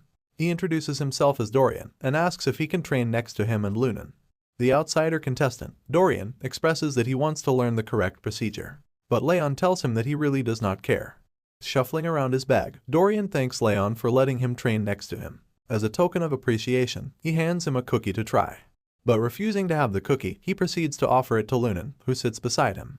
However, he is taken aback in nervousness when he sees her eyes sparkle in awe at the mysterious food item that lays before her. Handing over the cookie to Lunan, he confusingly expresses her to be another unique one in the party. Leaves flutter away into the sky, signifying the time that passes by in the blink of an eye, and our hero trains diligently, running on tracks, lifting weights, and making sure he does everything to be in the best shape possible. Others are also shown to be working hard and doing their best to prepare for the test that might eventually decide their future. Leon now once again runs on the tracks as he pants and huffs for air. He narrates that it's been 6 months since they began training, adding that he ran every day until he was ready to die, and the backs of those that he saw in front of him while running are no longer there. However, he elaborates that when he breathed out a shaky breath and looked up, there were only 2 people left in front of him. Moving on, he tells us that after all that, finally, the morning of the test day has come, and families of the participants are seen walking into the arena as they anticipate their children's success. An announcer greets everyone gathered in the arena as his voice echoes through the large area, and he elaborates that the guardians are all here to watch the event unfold. He also alerts them to follow his instructions carefully, and as Leon stands idly, Wrath appears before him to remind him of the bet that he had made all those months ago. And with a wide smile, he expresses that Leon was not able to surpass the 2 that are ahead of him. He warns him to be ready to take in his rage. But the young warrior is not fazed by the threatening words, and he shoos away the spirit of the demon lord as he expresses that this test is different, and they don't know for sure yet. Diverted towards Dorian, he then notices him laying down on the ground, and he asks what he is doing. Dorian has a look of despair on his face as he explains that he is nervous because of the test that is today and he had not slept all night. Seeing him fall into despair and agitation, our hero steps forward to address the situation and comfort him when Lunan approaches him and offers him a cookie to try, which he refuses. Just then, he exchanges looks with Burn who passes by him, and he annoyingly acknowledges the odd people that surround him. Among the crowd, Sylvia excitedly calls for Helen to look at her young master as she exclaims in awe at the strong and confident warrior. Helen also adds that he has endured 6 whole months of hard training, and she acknowledges the 2 students around him as she expresses that he has made some friends too, which she elaborates is not surprising to him because of his warm personality. She goes on to express that the young Master Leon has always been so thoughtful, ever since he was young, and acknowledging that he has even made friends makes her feel proud of him too. Listening to Helen's strong words, Sylvia smiles in awe of her child, when suddenly this heartfelt moment is disturbed by the sudden call for the Patriarch's entrance. Slowly stepping into the arena, the bright red attire and shiny blonde hair make a statement which intimidates the observing audience as they question his sudden appearance. Glenn Zygarde prepares to sit on his throne as the attendees bow down to him, and the audience expresses that he has never come to watch the test unfold before. The brilliant sword of the Zygarde family, Lemmer, also expresses concern as he asks about the Patriarch's sudden appearance. Acknowledging the questionable looks on the family's faces, Glenn states that this is an event that chooses the future of the family, and he questions why they act as if he shouldn't be here. Lemmer nervously then elaborates that it is not why he asked, and he expresses that the Patriarch is always welcome on the training grounds. Wasting no time, the elf then announces that since the Patriarch is already here, they will now quickly begin with the test, and he will now announce the details of this test. A green leaf falls to the ground, following the green aura that bursts out and falls upon the students that stand before Lemmer.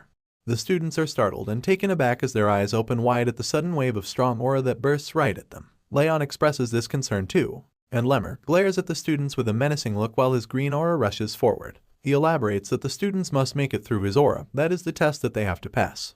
Continuing with the test, Lemmer elaborates that aura is inherent to a martial artist, and this test will judge the student's worth as a martial artist. But before the students can begin the test, a commotion sparks up among the crowd of families, and a man stands up to question why this is a test when the students have just started learning aura. The small commotion turns into a situation when the man yells out that this is unfair because some of the students are yet to even learn aura. He exclaims that the head instructor had also been spotted sleeping during training too.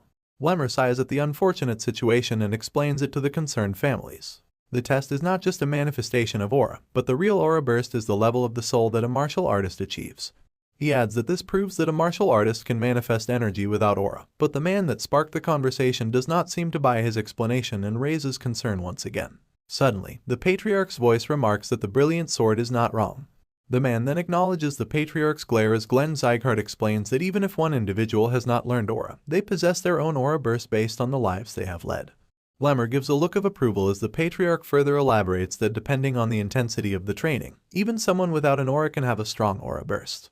Adhering to all the concerns, Lemmer now asks if all questions have been answered before exclaiming for the test to begin. He then calls forth Lunance Leon, who slowly steps forward among the students, to the head instructor. And now that she stands before him, he explains that the aura burst that he will test her with is of a level that she can endure if she has trained her hardest, and she will pass if she gets through his barrier to touch him. Once all the details have been made clear, the test now begins, and Lemmer smiles before a strong green aura rushes forth at Lunan, who blocks the wave of energy with her arms. The brilliant sword of the Zygarde family mentions that it will count as a fail if she uses her own aura and calls her to awaken the mental power she has trained. But the aura is strong, and the wave of energy does not seem to stop. Lunan struggles, and slowly but surely, she manages to take a step forward with her hand reaching out at the head instructor that stands before her. And before we know it, Lunen's hand grabs hold of Lemmer's hand, marking the end of the test. He grabs Lunen close to him as she slumps over him with exhaustion, and remarks her passing the test is easy. Lunen huffs and breathes heavily, trying to catch her breath while her head instructor commends her hard work, asking her to continue training like she has. Moving on with the next participant, Lemmer calls forth Dorian, and hearing his name from the instructor's mouth, he is perplexed and shaken up with fear. He questions what is the deciding order as his body trembles, and Lemmer remarks that he decides whoever he wants to step forth. Nevertheless, he nervously steps forward, passing by the exhausted Lunen who slumps over, still trying to catch her breath. Leaning over the slouched trainee, Lemmer asks him to do just exactly as Lunen has done, get through his aura burst using the mentality he has trained. But Dorian is skeptical, his voice mumbles, and he asks if that will work because he is best known for being weak-minded. Nothing stops the brilliant sword from testing the trainees to their absolute limit, and without a warning, his aura bursts out and flares violently, while he remarks that if Dorian cannot endure, he will fail. Trying his best, he attempts to endure and plow through the strong burst of energy, but he struggles heavily and falls to the ground. This test is being observed by our hero, who notices that the head instructor's aura burst intensity differs from child to child. He elaborates that the instructor is controlling his intensity based on the child's level and training progress, which makes him now firmly believe that the brilliant sword of the Zygarde family really has been observing each and every student. As Leon assesses Lemmer's teaching skills, his attention now averts to him congratulating the fearful Dorian who trembles but has finally grabbed hold of him while he is on the ground. Lemmer remarks that he has too little confidence in comparison to his skill level and so, he needs to believe in himself a bit more. Following the words of motivation, Dorian belches and pukes all over, contrary to the amazing show of strength he has portrayed by passing the test. Time flows like a river downstream, and one by one the students are called upon by the head instructor for their test. Now comes Baron Zygarde's turn, who exclaims at his call and enthusiastically steps forth to face the test. Lemmer then walks up to the student and mentions that he will begin right away. A huge wave of green energy follows this elaboration as Lemmer hardens his facial expressions and glares down at the capable student that stands before him. Feeling the immense pressure and force of the aura burst, he is startled and agitated, questioning if this is what the others have been going through. He remarks that this is different from observing from the sidelines. He wonders how Lunen and the other students have endured such a difficult test, and he falls to the ground as he kneels to hold his own, exclaiming that he can't even move his feet. Seeing the student fall to his knees, Lemmer now begins to state that his talent is special, more so than anyone, and there are only a few that are comparable to him. But he comments that he and the other children that followed him around have wasted their time training swordsmanship when they don't even know their true will.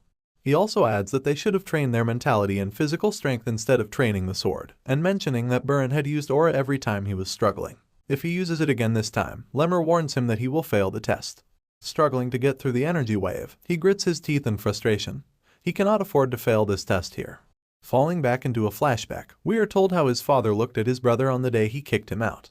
He remembers the cold and cruel look in his father's eyes. He exclaims in fear he will also be abandoned if he does not get through this. This boost of adrenaline, backed up by fear and anxiety, pushes the student to rush forward in desperation. And finally, he grabs hold of Lemmer's leg, being called upon to pass the test. Buren, now exhausted, huffs and catches his breath, while Lemmer remarks that he is only 12 and he should not pretend to be an adult, training only what he should train. Finishing his remarks on the test, Lemmer metaphorically elaborates that he is bound to trip on a stick if he continues to walk while looking up. Moving forward with the test, he now lastly calls upon our hero, Leon Zygarde, to step forward, and he obediently comes forth from among the students. Now standing before the head instructor, Leon dramatically makes his way to the final test to become a martial artist, and as the suspense builds up, Lemmer asks if the young trainee is ready, which is responded by a confident nod. Then following the exchange of words, Lemmer remarks that he will begin. A roaring wave of energy now rushes forward through the battle arena at Leon, who stands readily in the face of the strongest aura burst that Lemmer has let out in the whole day. The strangely violent and roaring burst of aura surprises not only Sylvia, who jumps up in concern for her beloved son, but the patriarch too, whose eyes widen as he questions the odd display of power that the student is now to face. Nervous to face the strongest aura burst, Leon asks the head instructor if this really is his test, and Lemmer responds by elaborating that the talent he had foresaw in the capable student was far above what he saw in Buren and Lunen, and so, he exclaims for the student to try and endure the aura burst. Blocking the roaring wave of energy, our hero falls into contemplation. He remarks that his potential does not lie in his body, but inside his soul that once suffered a terrible end as an assassin. And while he acknowledges this fact, the wave of energy starts to cut through our hero's feet as he takes a step forward. The atmosphere starts to change, and the head instructor's eyes widen at the student enduring the most powerful aura burst. The patriarch's glare locks onto his grandson too, as the brilliant sword startles at the sight of Leon's unbelievable talent, who continues to step closer and closer to his body. And before you know it, Leon Zygarde has pressed his palm against the head instructor's chest, who exclaims in denial that this really has happened. This amazing talent has the crowd of families in shock too, as their gasps sound and echo throughout the arena. Lemmer and the patriarch widen their eyes in shock, and they are taken by surprise, but the brave young warrior smiles without a hint of exhaustion as he questions if the test is now over. The students too share the same sentiment of denial as they question how the once weak student managed to get through the most powerful display of aura burst today. Following the students, Burns' father and his messenger also jump up in their seats as their eyes widen in shock. Lemmer nervously walks up to the talented student, and the voices of the messenger echo through the arena as he questions how the ill child who hasn't even learned aura managed to make it through such a difficult test. Lemmer blatantly stands before the student and now asks what he really is. Our hero, Leon Zygarde, introduces himself once again, mentioning that the head has been observing him for the last 6 months. But Lemmer is still taken by surprise as he elaborates that he is asking because he has surpassed what he had thought of him. The head instructor also adds that the aura outburst was over the student's level, and he never thought that he would be able to make it through. He was just pranking him. Lemmer is in over his head as he continues to glare down at the young warrior who now stands confidently before the head instructor. Lemmer's contemplation is suddenly broken down when he realizes his position and nervously announces to apologize for being a little distracted, marking the end of the test. Just as he proceeds to remark the top trainee for this test, Burns' anxiety spikes up as he nervously anticipates the announcement. The crowd was holding its breath in suspense of the results, but their anticipation is met with disappointment and shock when Lemmer announces the top trainee of the 5th training hall to be none other than our young hero, Leon Zygarde. The announcement sparks joy, and tears fall down Sylvia's eyes as she exclaims and jumps up in her seat. Helen shares the same sentiment as she adds in the excitement, pointing out that the young master has done it again. A commotion rises from among the crowd, since family representatives do not seem to be happy with the decision. They question Leon's position as the top trainee. Burn is not having it either, and he points his finger at Leon to elaborate that they are the martial artists of the Zygarde family, and that they should duel to choose the top trainee, rather than test for one. Lemmer assesses Burns' consistent emphasis on the unfair selection, and he comments that the boy is desperate to stand at the top. That startles the young master, who takes a step back to deny the claim. However, stating that the test is already over, he asks the patriarch for help. And after taking a brief moment to think, Glenn Zygarde responds by calling out for his grandson. He remarks that the people do not seem to accept him as the top trainee despite the results, and so he asks if the current top trainee is willing to have a duel with the young master for the top spot. The response from Leon is met with a collectively loud and soundly gasp of shock as he openly denies the offer. He elaborates that the test is already over with the results that speak for themselves, and he is not interested in fighting in a duel when there is no reward at the end. Our hero moves his gaze at the young master who always talked about honor and direct lineage, telling him that he's being a sore loser by standing in denial over the results of a fair test. Burn is startled, and he scoffs with frustration at Leon. Finding no other way to prove the new talent's capabilities, the patriarch then suggests that he fights in a duel over the position of the top trainee, and if he wins, he will be rewarded with a bronze plaque. Leon is immediately alerted upon hearing of that condition, and reminds himself the bronze, silver, and gold plaque rewards are given to those who have accomplished something special in the family. He explains that these plaques can be used to claim certain valuable rewards in the future. He adds that even though the plaque he will be receiving is bronze, he is sure that he will be able to get pretty decent rewards with its help. So naturally, he accepts the offer, while remarking that maybe Burn really wants the top spot. The patriarch approves this decision and states that they will begin right away. Leon now stands before his opponent who has a look of desperation on his face, as the patriarch adds that this duel will be the real decider of who is deserving of the top trainee title. He explains the details. There will be only one round, and the opponents are only allowed to use their bodies. The head instructor now affirms the duel and swings his hand, marking the beginning of the fight. Burn immediately rushes forward at his opponent, his arm reaching back to muster up a powerful punch. The fist flies next to Leon's face as his eyes widen at the sudden attack. This is followed up by an immediate kick to the face that is blocked by Leon as he hardens his facial expressions in light of the heated battle that unfolds in the arena. Burn now charges up his fist as blue energy spirals around his body. He calls it the righteous tiger fist that his father has taught him personally. Since this move is a martial arts fist technique, the boy exclaims that he's not cheating in any capacity. The charged fist meets Leon's chest, and he attempts to block the attack. The fight unfolds as the two students fight to prove themselves, and the other students cheer upon Burns' talented capabilities, remarking that Leon can't do anything against the young master. Amidst the fight, Burn gives it his all. He needs this victory more than anything. He glares down at the opponent he has always considered inferior, and his pride won't let him stand above him at any cost. He recalls his dark past, looking at the cruel treatment his father gave his brother as he asked him not to concern himself over such a weakling, one who has no place in their family. Afraid to disappoint his father like his brother, the boy feels incredibly desperate. Knowing that his father is watching over him, the scared Burin enrages, pushing himself even further in order to prove his worth. A barrage of punches faces our hero, as Burin tells himself that he cannot, at any cost, let someone like Leon keep him from falling behind and disappointing his father. Just as the punches flow through him and he attempts to dodge, the attacks appear to become slower and slower, almost as if they were being launched in slow motion. Leon now expresses that he can clearly see his opponent, his fists, his flow of attack, and where they are aimed. Burin notices his opponent lagging behind in thought, and makes his move as he yells and rushes forward, questioning if the weakling has finally decided to give up. Leaping in midair, he prepares to strike Leon with a powerful punch, but our hero does not give up this easily. He also cocks back his fist to charge up a counterattack, and glares fiercely at his opponent. The fist charges forward with a dramatic eruption, and Leon leaps forward to attack. His fist meets his opponent's, and a sparkle of energy is let out. Our hero wins this clash as his fist slips away, aiming directly for Burin's chest. Burin is taken aback when his attack is pushed back by Leon's strong punch. His eyes widen, and he scoffs with frustration. He questions how this is possible, looking back at the fist he charged up, continuing to rush forward to attack. Golden lightning sparks around Leon's body as he moves forward with a vicious gaze, and charges up another powerful punch before striking Burin in the gut. Finally, the boy is blasted away upon impact as he groans in pain. The crowd lets out yet another resounding gasp, unable to believe that young Master Burin was defeated once again. Burin's father jumps up from his seat and grits his teeth in agitation, as a man yells out that this is impossible. The patriarch, too, is taken by surprise when his supposedly incompetent grandson defeats the talented young master. The voice of the man from earlier exclaims that the move performed by Leon is in fact the righteous tiger's fist.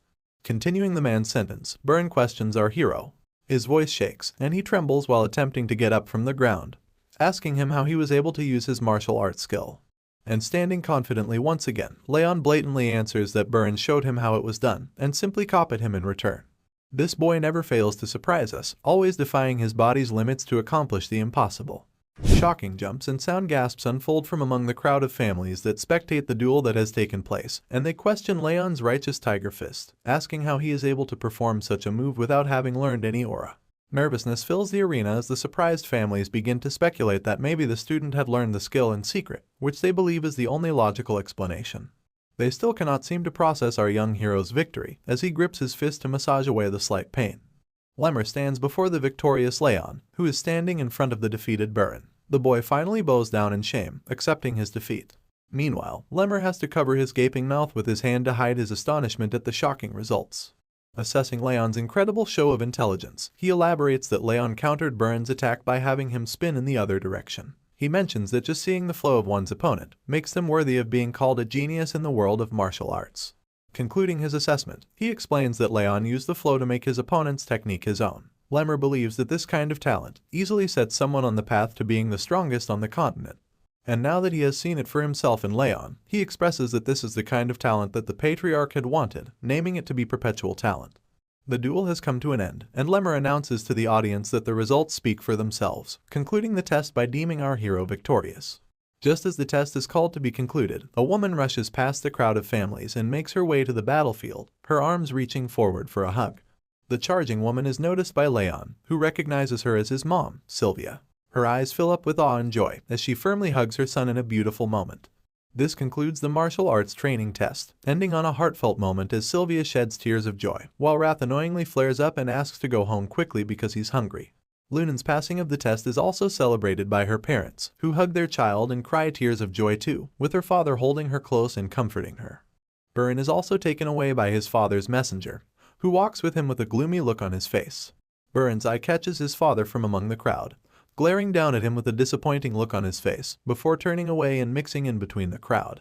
The poor boy feels the weight of his father's disappointment as he slouches over and falls into deep despair. This concludes the day, and night falls upon the continent soon after.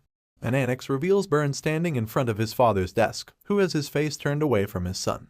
Silence fills the room as Burin continues to fall into a state of despair, but he is taken aback when Karan Zycart, the boy's father, suddenly calls his name with a heavy voice. It shakes the young warrior up, and he stutters as he responds to his call. Karan questions if the incompetent warrior remembers what he had been asked, and Burn states that his father had asked him to become the top trainee, and not to lose to anyone. His voice shakes as he struggles to mutter the simplest of words in front of his intimidating father. The pressing father expresses that he had not asked much of his incompetent son, elaborating that he simply needed him to defeat the Slayon family's Lunan and get the position of the top trainee. He then slowly turns his chair to face his son, and immediately yells out in a furious rage, exclaiming that he lost to the son of an insect who has already lost all of her status. He questions if Burn had intended to shame his father from the beginning. He continues to confront his son, asking if he wants to end up like his brother as well. This alerts Burn, who is shaken up at the sudden mention of the same treatment as his brother. Concluding the confrontation, Karan Zygarde expresses that his son has already lost his first chance, but there is still room for him to redeem himself. So, he asks him to become the top trainee once again by the time of their graduation. Done with what he had to say, the father commands his disappointing son to leave his sights immediately, and of course, Burn obeys in shame and despair. Walking out of the annex under the pale moonlight, he wipes away the sadness and holds his head in his hand, expressing that he must not miss this last chance if he wants to live like someone of the direct lineage from the Zygarde family. Concluding the declaration of confidence, he then smacks his fist against the wall in frustration, making it crack upon impact. I guess my dude is angry, but if you ask me, his father is just a bitch. Burn continues to curse our innocent hero, Leon Zygarde, exclaiming that it's all because of that damn bastard. He blames him for putting him in such a dire situation with his father. Sadly walking with shame and regret, he wonders why he has been put in such a position when he had worked hard enough not to lose or fall behind anyone else. Walking mindlessly brings the young warrior in front of a mysterious building as he continues to hold his head in his hands, and he gazes upon the location he has brought himself, wondering why he is here. The realization then dawns upon him. He has come here out of habit, and he steps into the building as he looks around his surroundings. But then, he questions his intent in coming to this place, wondering if he has come here because the test had just ended today. However, that does not seem plausible, because there is no one else in the building except him. Wandering about the training hall, he picks up weights and begins to train, when suddenly, his eyes fall upon the locker boxes beside him, and he slowly walks up to them. His eyes set on one particular box, and that is today's top trainee, Leon Zygarde's. He stands before the box marked with his name, and he stops to look around for someone suspicious. He believes that just a peek won't hurt, elaborating that he is not stealing anything, which is enough for him to justify his suspicious behavior to himself. However, he is soon taken by surprise. His eyes open wide when he opens the drawer to find a bunch of used shoes. He is confused and wonders what all of this means. Elaborating that there are at least 10 pairs of shoes, he questions the fact that Leon has used up all of them in just 6 months, when he himself had to change his shoes only twice. Picturing his opponent's training regime, he suddenly turns around to see an image of Leon training diligently as he lifts his weights non-stop. Looking over at this image, the realization finally dawns upon Burn. He recalls that Leon was always seen training. He then expresses remorse as he elaborates on Leon's consistent hard work, even when he pretended to be cool by swinging the sword and neglecting basic training, simply wasting his time by resting in the dormitories. He remarks that Leon's training discipline is the real Zygarde way. He now finally realizes that he has always done the opposite of what he thought was the right way to represent his family. And as he glares down at our hero's worn-out shoes, the boy couldn't help but loathe himself. Suddenly, his weird actions click in his head, and he cautiously looks over at the training bench once again, only to find no one is sitting there. Accepting his mistakes, he puts Leon's shoes back in their place and makes his way out of the training hall. He is now changed and motivated, determined to change himself and make his family proud.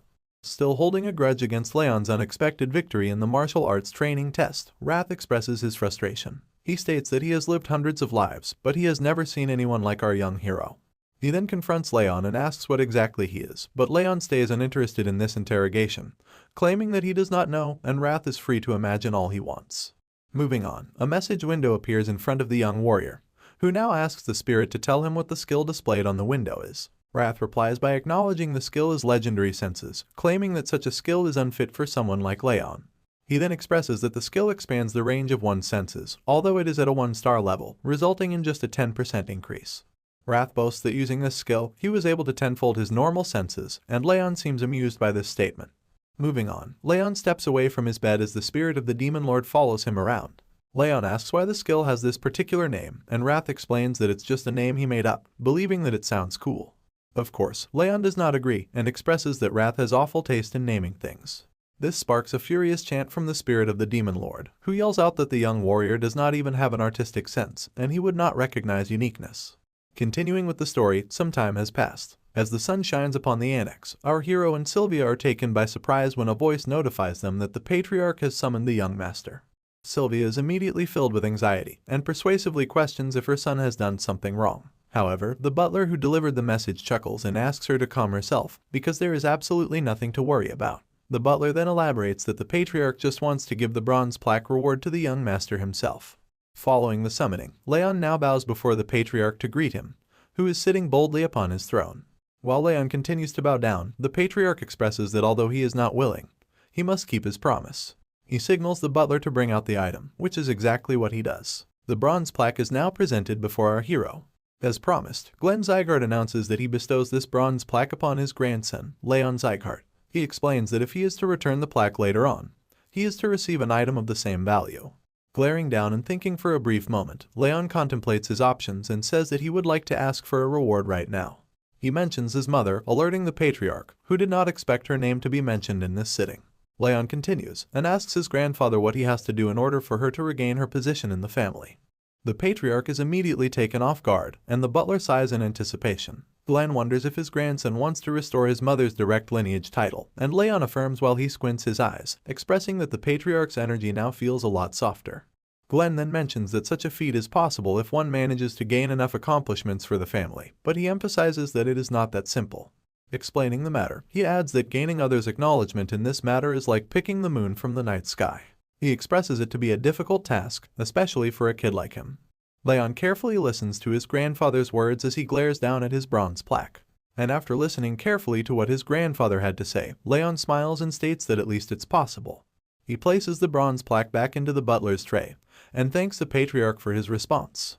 Our hero now makes his leave as he steps away, but he is immediately stopped by a call from the patriarch. Just as he responds to the call, the patriarch states that the young warrior has only asked a question, which he would have answered even without the bronze plaque. This surprises the young warrior, who is taken aback by the patriarch's sudden change in tone. He remarks that he had never anticipated the Northern King of Annihilation to behave so softly. The King of Annihilation then proceeds to ask the young warrior about his proper reward. And firmly tightening his fists, Leon contemplates that there is indeed one thing that he desires the most right now. He reveals his wish and asks the patriarch for a special training technique, which the king blatantly answers by saying that the instructors will teach him that during his basic training. However, Leon elaborates that he needs better aura training than what they teach at the training halls, so he asks the patriarch to teach him a training technique equivalent in value to the bronze plaque. Back in our hero's mind, he expresses that the shadow technique he used in his past life is not enough. To restore his mother's former title and to confront his worst enemy, Daruth, he will need a much stronger and better aura. Hearing his grandson's wish, the patriarch mentions a training technique. An immediate flick of the finger reveals a door that opens into the hall as a bright light shines through. Unable to do anything but stand there in a daze, our young hero gazes upon the countless bookshelves that appear out of nowhere, surrounding him from all sides. Suddenly, he now stands next to tall bookshelves filled with countless books. He begins to speak, but the patriarch sneaks through one of the bookshelves as he finishes his sentence. He tells the young warrior that these are a collection of a few books of the Zygarde family, and explains that if the young warrior places his hand in the middle, the book he wants the most will appear before him in the blink of an eye. Acknowledging and understanding the instructions now, Leon reaches forth his hand in nervousness. He expresses that he needs something better than the shadow training technique, hoping that something good will come out.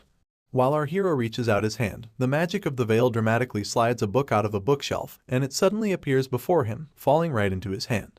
As the book falls into our hero's hands, he notices the worn-out panels and cover, making him question its origins. But seeing this particular book fall into the young warrior's hand, the patriarch, along with the butler, are both taken by surprise. It seems as if the presence of this book has alerted them. The patriarch immediately sits up from his throne in agitation, and yells out to question why that particular book falls into his hands. But it is too late for him to do anything, as the book now appears before our hero, and the pages begin to flip rapidly while he reaches out his hand to grab it. As he reaches for the book, he notices the title, Thousand Flames Technique. He wonders in curiosity what kind of training technique this is. However, his excitement and curiosity soon turn into shock and despair. The book suddenly starts to flutter violently, and a strong wave of energy bursts out in front of Leon. He takes a step back while his eyes stay locked onto the book. Golden energy bursts forth around Leon as pages fly out, roaring among the surroundings, while the patriarch gracefully observes the situation unfold with an observant glare. Recalling past events, this is when we are told the backstory behind the patriarch's cold motives. A man questions if he thinks that Sylvia is being ostracized by the family, but he does not pay heed to his daughter's concerns. He remarks that it's none of his business, and his priority is to ensure the family's growth. The man reports that Sylvia had left the family with the man, but this does not spark any retaliation or remorse from the father, who coldly commands that such trivial matters must not be reported to him. Glenn now narrates his story, saying that in the past, he believed emotions to be useless and only concerned himself with the power of the family.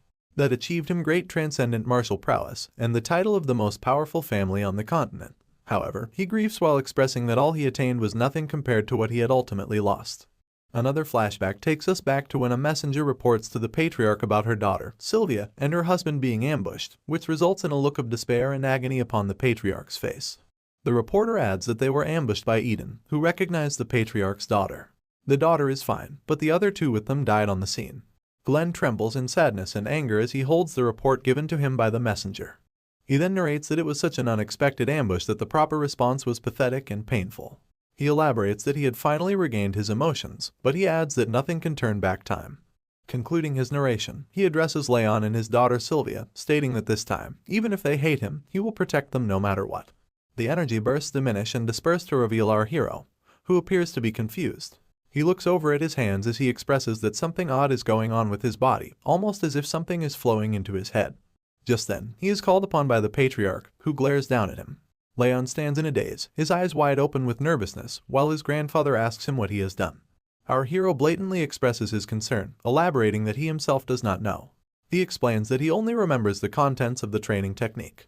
When the patriarch asks him about the name of that technique, Leon briefly observes the strange new feeling of power that flows through his body, before stating the name to be the Thousand Flames technique. This is when a message window pops up, notifying our hero that the Thousand Flames technique has been saved in the memory. After the thunderous reveal of Leon's newfound technique, the patriarch now confronts our hero to ask if he knows the contents of the book as well. And naturally, Leon affirms the statement. Glenn Zygarde calmly sits back on his throne, acknowledging the young warrior's new talent, and excusing him to leave since he has already received his reward for the bronze plaque. Leon obediently steps out of the hall as the doors close behind him with a resounding thud, wearing a look of confusion as he leaves the annex.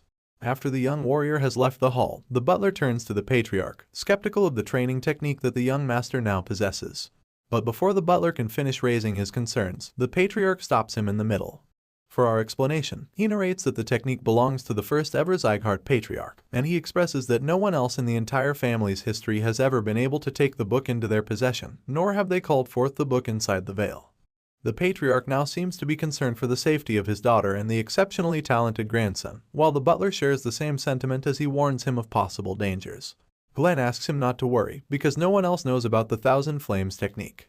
Our hero smiles as he walks out with a new and improved training technique. Meanwhile, the butler once again raises concerns about the book that has disappeared.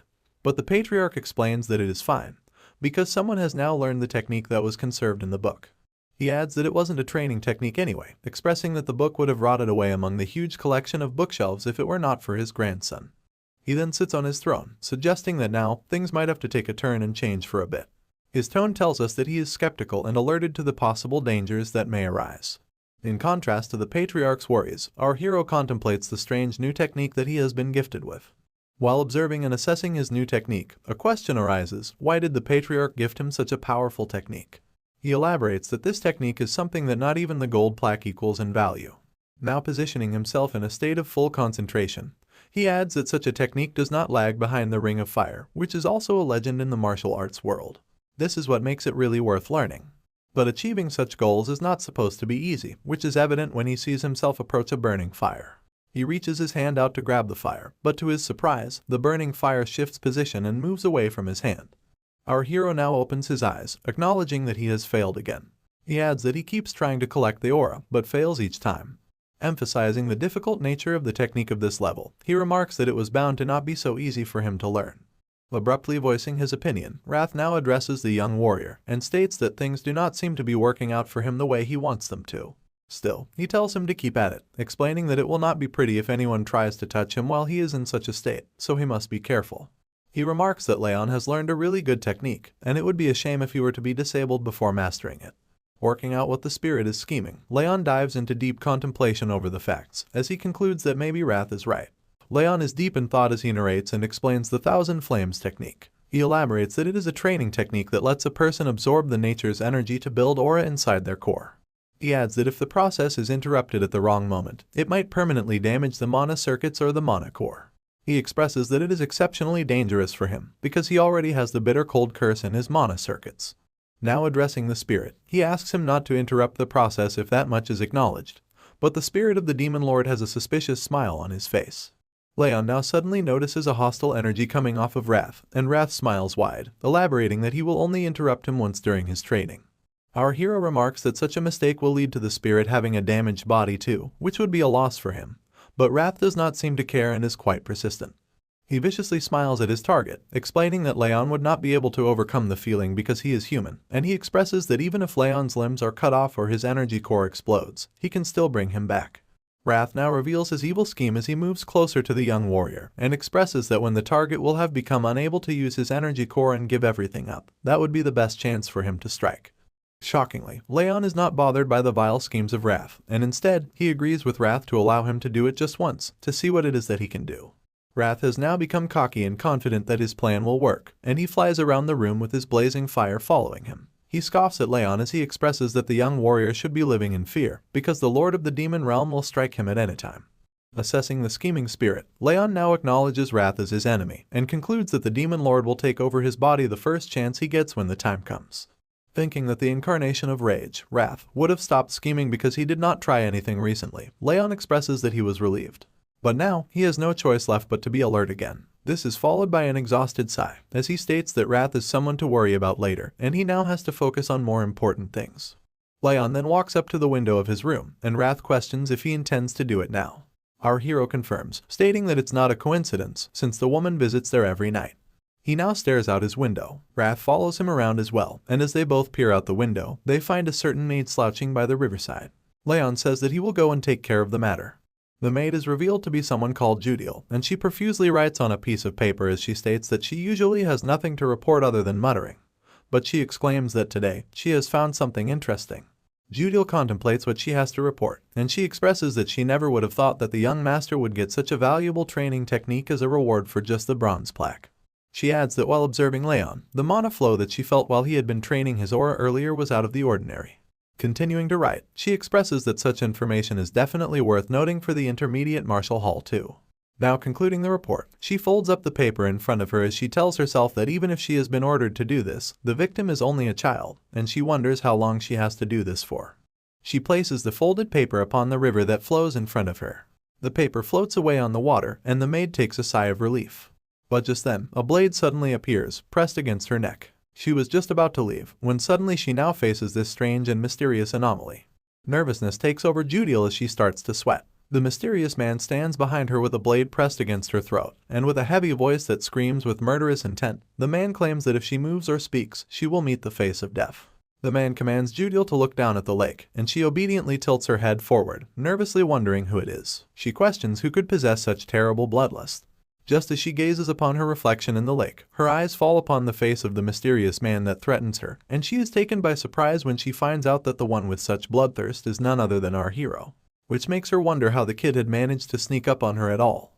Leon now confronts the spy. He moves closer to her ear, as he states that he has felt a pair of eyes watching over him since the day he came back to the annex, and he asks if the spy had gotten the information that she wanted. This unmasking startles Judiel and takes her by surprise. She expresses it to be impossible as her eyes widen in shock, and she exclaims that she had thought she hid her presence perfectly. But then, the realization dawns upon her that Leon was simply pretending to not know. Pressing the blade further against her neck, Leon threatens her once again and commands her to open her mouth. She hesitantly opens it, and our hero shoves some sort of mysterious ball deep into her throat. Judiel gags and belches as she swallows the strange thing, and bends down to get a hold of herself when Leon lets go of her and steps away into the lake.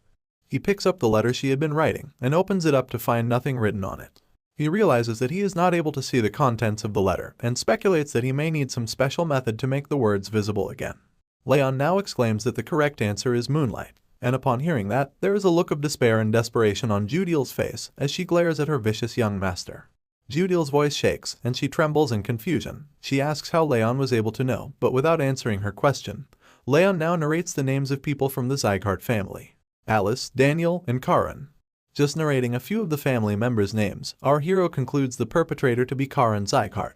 He claims that this is Karin Zygarde's doing, which makes Judiel lose the color on her face. Her eyes widen, and she grits her teeth in agitation. She deems it impossible for Leon to be able to know all this so easily, when she is sure her face did not change when he recited the names. She adds that she has been trained to be a good spy, so there's no way he could have read the answer from just her face. But just then, the truth clicks in her mind. In a daze, she acknowledges the pain that burns through her body, and Rayon's unexpected ability to read her thoughts so easily. This compels her to believe that what she had swallowed earlier was none other than a rage worm, the very thought of which sends waves of horror in her body. Traveling back in time, a flashback takes us back to when Karan commanded Judiel to infiltrate the annex and report every single detail about Sylvia and Leon. Karan offers her a reward. If she does well in this mission, he promises to make her wish come true, whatever it may be. Now returning to the present, she confronts our hero and blatantly asks if he has fed her a rage worm. Leon is taken aback to see that the maid knows about it, because that's not what he had expected. Judiel, however, has nothing she can do to reverse the effects now, but still, she immediately belches and gags in an attempt to spit out the rage worm from her system. Tears fill up her eyes as she squeals and pants heavily. She expresses it to be the worst curse, one that lets others know about the emotions of the person that ate it. But the horror doesn't end there, since the life of the cursed individual can be taken away by the owner simply by wishing it. She also acknowledges Leon's reaction, and concludes that he has definitely fed her a rage worm.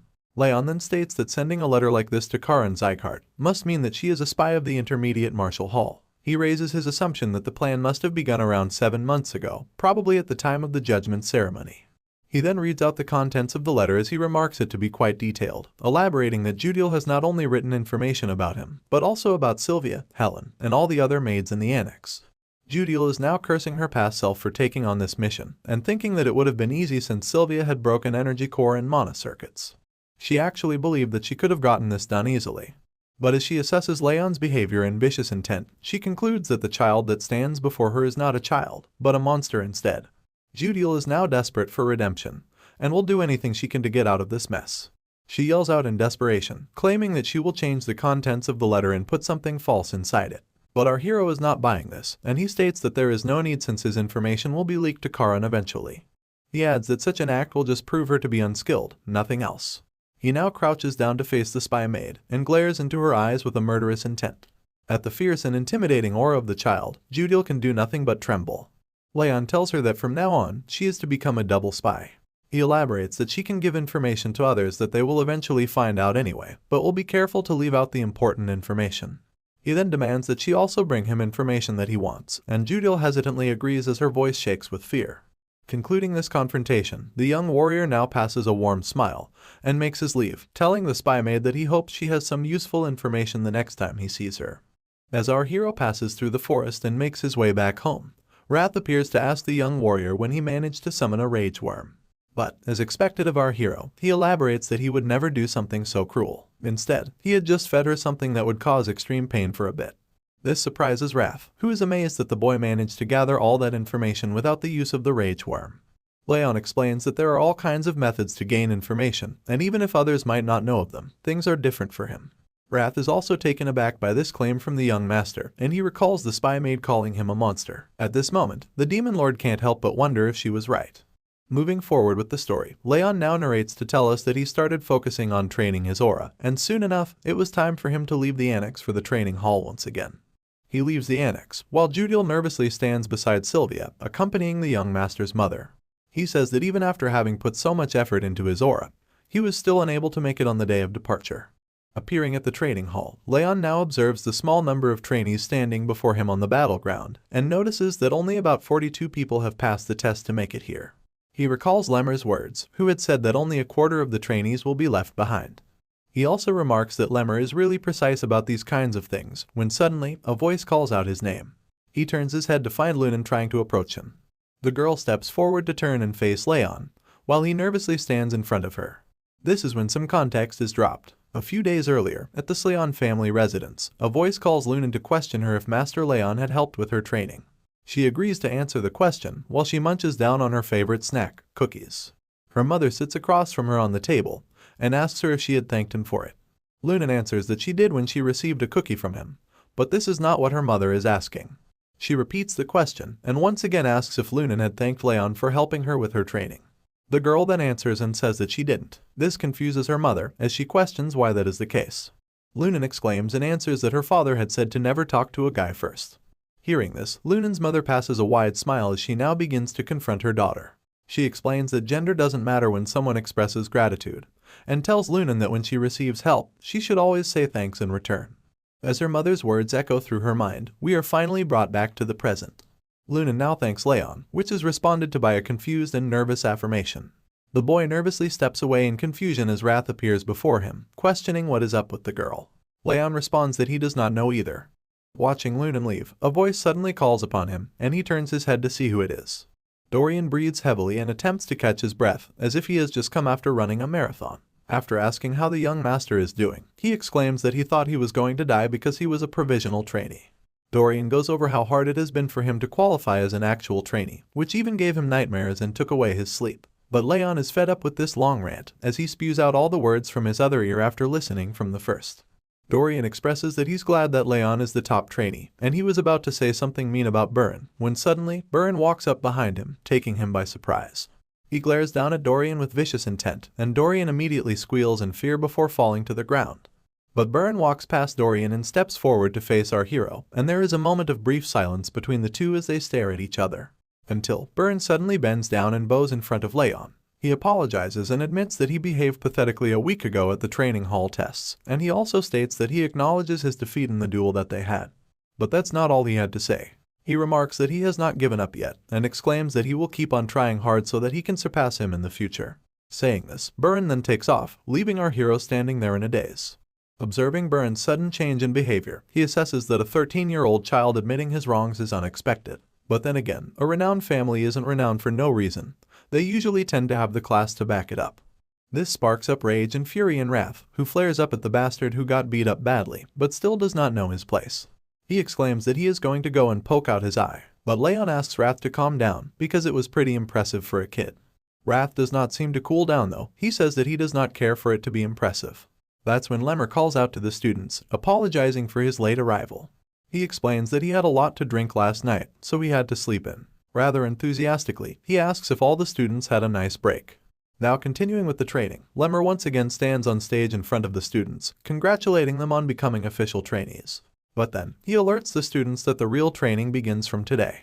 He adds that the basic routine is to be the same, but quite a few regimes would be added to it as well. Leon carefully listens over the directions of the head instructor, when suddenly, a loud bang diverts the attention of the students, who turn their heads around to witness the commotion.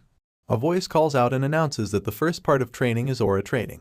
A girl is revealed to be standing before the gate to the training hall, as she curses and remarks that the door gave her a hard time. Dorian exclaims in horror and shock after recognizing the girl, and Lemmer greets her as she steps up, mentioning her to be a failed trainee from last year. Lemmer continues and tells the students that they have to continue training with her from now on, introducing her to be Martha Zygarde of the direct lineage.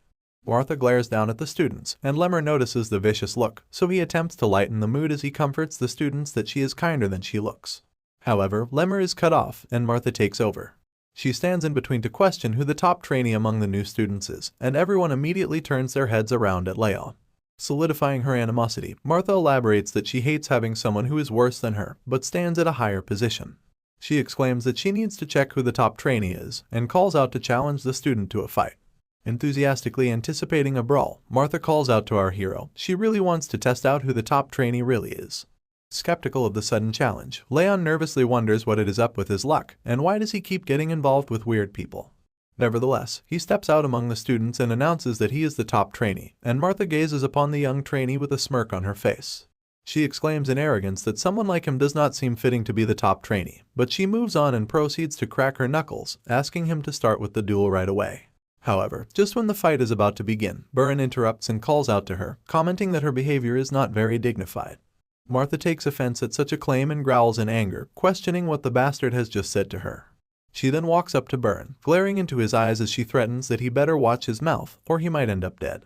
She elaborates that he must learn to choose his words wisely the next time he speaks to her. But Burn persists, saying that Leon proved himself to be the top trainee in front of the patriarch and the head instructor. He questions if she intends to deny that, but she exclaims that the one accusing her of such blasphemy also stood up to deny the fact before her. She justifies her actions, saying that it is why she is doing this too. Burren now has a changed heart, and he expresses that he does not want anyone else to be as pathetic as he was back then. Observing this change of behavior, Leon remarks that the guy really has changed. Before things escalate further, Lunan has suddenly appeared before Leon, standing in between him and Martha, and she extends her arms as she asks Martha to go away. Everyone is surprised by this, and Martha scoffs, stating it to be quite funny. She mentions the great love that the trainees have for themselves, but she hysterically questions if they are backing him up as his minions. Accepting that there is no point in pressing the matter further, she now walks away. Stating that she will be labeled as the stupid one if she keeps on pushing, she decides to honor the public opinion and move away. But before you know it, a vicious smile appears on her face, and in the blink of an eye, she now appears in the sky, approaching our hero as she states that she hates cowards who hide behind others, even more than arrogant bastards. Lunan and Buran are taken by surprise at such lightning speed, and they immediately turn their heads in concern. But Martha charges forward with her fist clenched, exclaiming that she will beat up the coward as she pleases. This does not prove to work, and Martha is easily handled by Leon, who dodges her fist and smacks her down.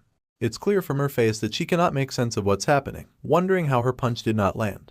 Just as she looks up to locate her target, her eye glances upon a fist that charges right at her. The punch connects, and Martha is blown away with the attack as she slides across the ground. Buran is startled, and Lemmer calmly observes the commotion with a smile on his face.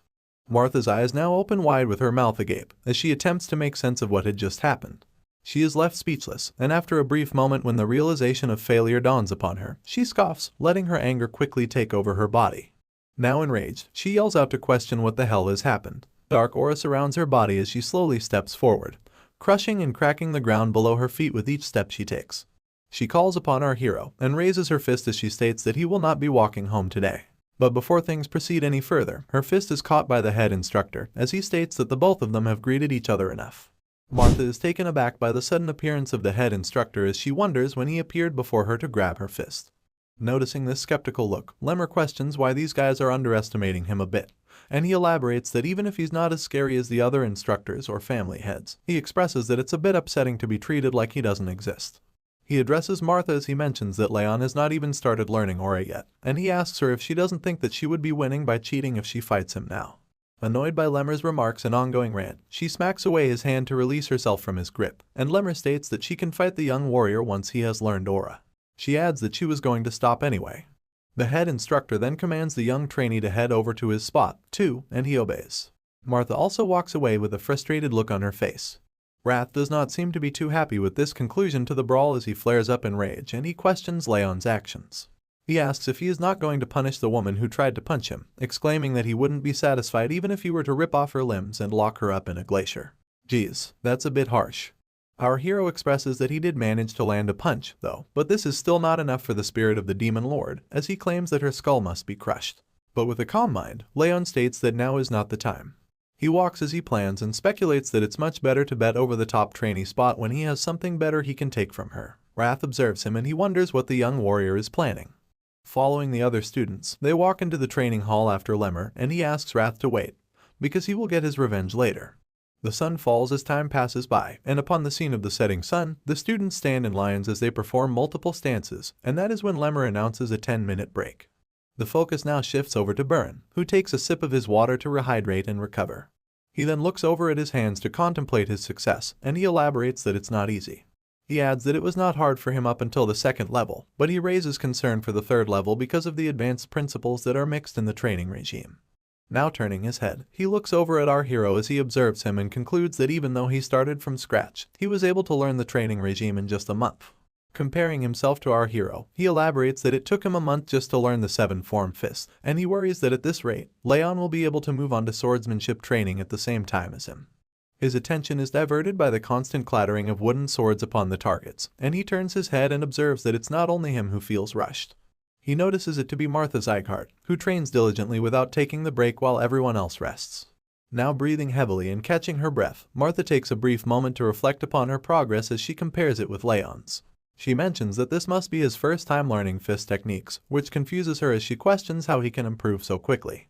She adds that it's not like he knows the fist techniques already like Buran and Lunan. Still, she expresses that even with the bitter cold curse, his body is not in a normal state, which raises the question, how is he able to train all day?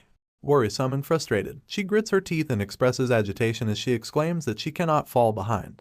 Now, for a quick backstory, we are told that she has always been referred to as the horrible talent, because she had fallen behind everyone else in her year. And she narrates her story. She was always the chaser, ever since she was adopted by the Zygarde family. She surpassed all the other kids who were arrogant and boasted about their direct or indirect lineage title and who called themselves geniuses. Martha laughed at their despair. She believed herself to be a genius, claiming that she always has been better than the others. However, her complex and anxiousness has gotten to the point where she can hardly deal with it. Later in the day, Martha walks forward into her annex as a servant greets her and commends her good work, but the girl does not pay heed to the servant as she passed next to him. The man observes the anxious miss, and he calls out to tell her that there is no need to feel rushed or hurried. This surprises her as she stops in her way, and she turns around to face the man. She asks the man about such a claim, and he elaborates that the young Master Leon has been surprising a lot of people lately. However, he remarks that he will never be able to win against her. This grabs Martha's attention, so she asks the servant what makes him think that. This is when he explains that the young master has a critical weakness, something that he can never overcome. The scene then switches, and a wooden sword clatters and swishes in the air as our hero performs different moves and practices his swordsmanship. He sighs and briefly catches his breath when a group of 2 students walk up to him as he trains, and one of them begins to ask him something about their posture. He wants Leon to look at their posture, but chickens out at the last second and steps back without asking the question. The student that accompanies him expresses frustration as he states that Leon's swordsmanship is just too good. An applause echoes through the training hall as Martha approaches our hero and commends his training. She states that she did not expect him to be training alongside her in such a short period of time, and she remarks that he learns fast. However, she also points out his bad mana sensitivity, exclaiming that it's pointless when all this hard work will amount to nothing. Silence fills the room as the students quietly observe Martha dropping the harsh words upon Leon. She mentions that at this rate, he will at least be able to become a swordsmanship instructor. Lemmer also stands beside the students as he observes the commotion quietly. This silence does not go unnoticed by Martha as she leaves, and she concludes she had expected for no one to speak up. She elaborates that no one would have thought that the idiot will still not have mastered aura, even after 4 months. We return back to the night when the butler addresses his concern with our hero to Martha. He adds that the young master has 0 talent when it comes to aura, elaborating that since this was before she was adopted, she wouldn't have known. Then, he goes on to tell that upon the judgment ceremony, the young master, Leon's mana sensitivity, was the lowest it could ever be. He exclaims that the only person yet to learn aura in the 5th training hall is the young master Leon. Further elaborating, he states that the bronze plaque that he received will only get him a training technique that's intermediate, or something just a bit above average. The man continues to state that considering that the young master has not yet mastered a training technique, he presses that he's sure that Leon's judgment ceremony results are correct. He concludes that though the young master may be the best in swordsmanship and combat, he cannot handle aura very well.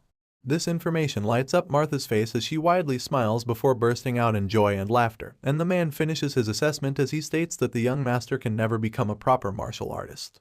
Back in the present, Martha arrogantly plays with her hair as she expresses that she's still mad that she lost to that halfling, but she adds that he wasn't someone that she needed to concern herself with in the first place. Just as she dwells in her own thoughts, her attention is diverted and she is alerted when she notices Lunan standing beside her. Confused and curious, she asks if Lunan has something to say to her. Lunan blatantly speaks and asks Martha to go. This surprises her as she scoffs and questions if this was all she had to say, but Lunan presses further and asks her to leave.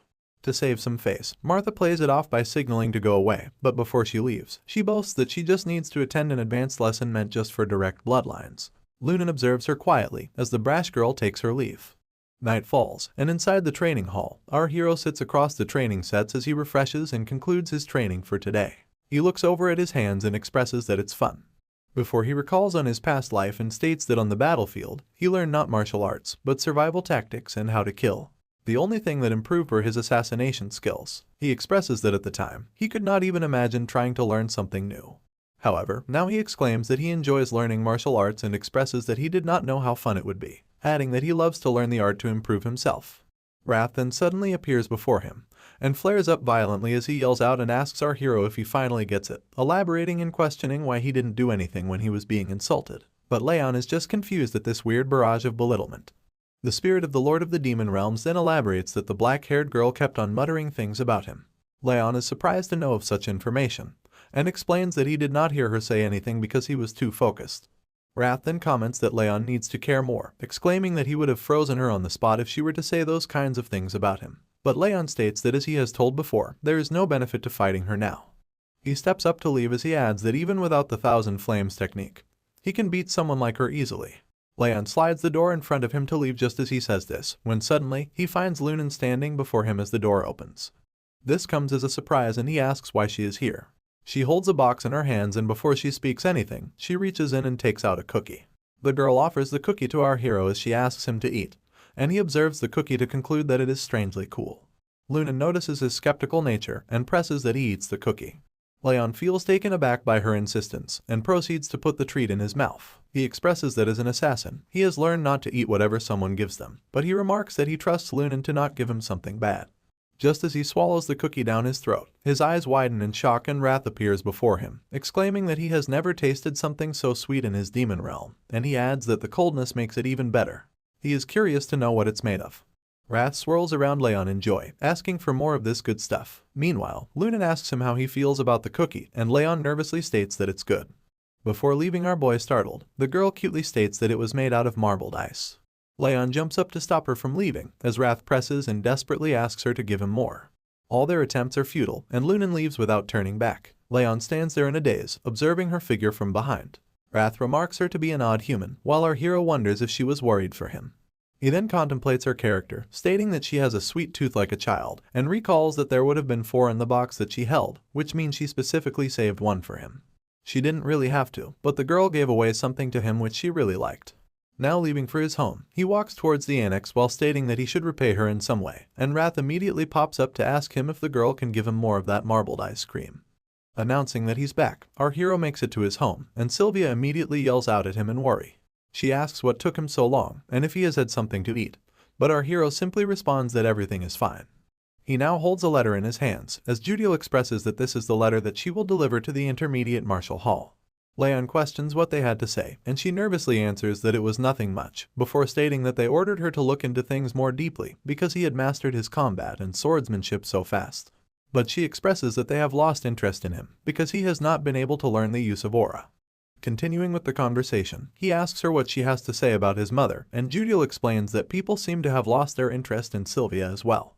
Judiel adds that at this rate, they will pull her back from her spy duties, which Leon doesn't like. After all, there's a lot more information he'd like to gain from her.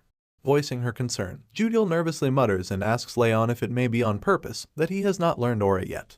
Not willing to reveal anything to a double spy, Leon asks the maid what she thinks. Of course, that startles the spy maid, as she stutters and nervously apologizes for asking such a rude question.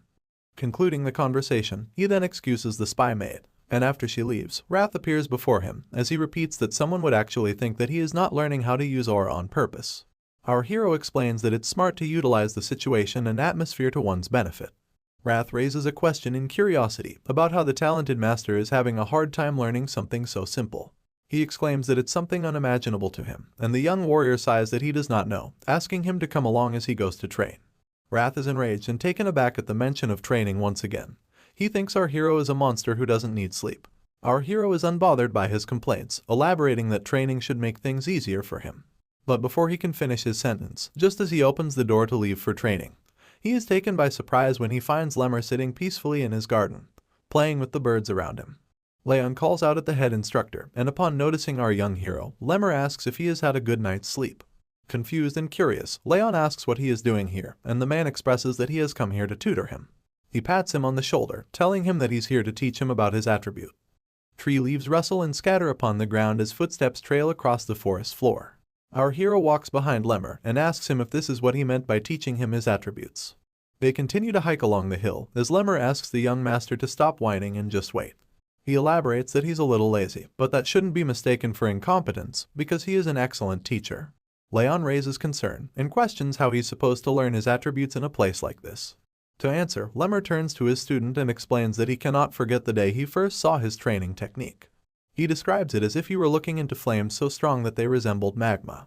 He mentions the boldness with which he tried to accept the coldness in his body instead of removing it from his mana circuits. He exclaims in anticipation of the possibility that our hero might actually manage to master this training technique. Now breaking out of his recollection of memory, he observes the student resting against a tree to catch his breath. He claims that this place should be suitable. Leon observes his surroundings and looks around to notice that they are in the middle of a forest, which makes him question if this really is the right place. He asks why they needed to come all the way over here, but before he gets a chance to gather himself, Lemmer throws a strong wave of aura burst at the student without warning. This takes him by surprise, and the instructor explains that he wanted to create a blade of wind to protect his lord. He elaborates that what the student is feeling right now is the wind he has chosen. Our hero takes a step back to reflect upon the impact that the wind has brought. Lemmer explains that he may have weakened the wind just to give him an example, but he is surprised to notice that the student is not surprised at all.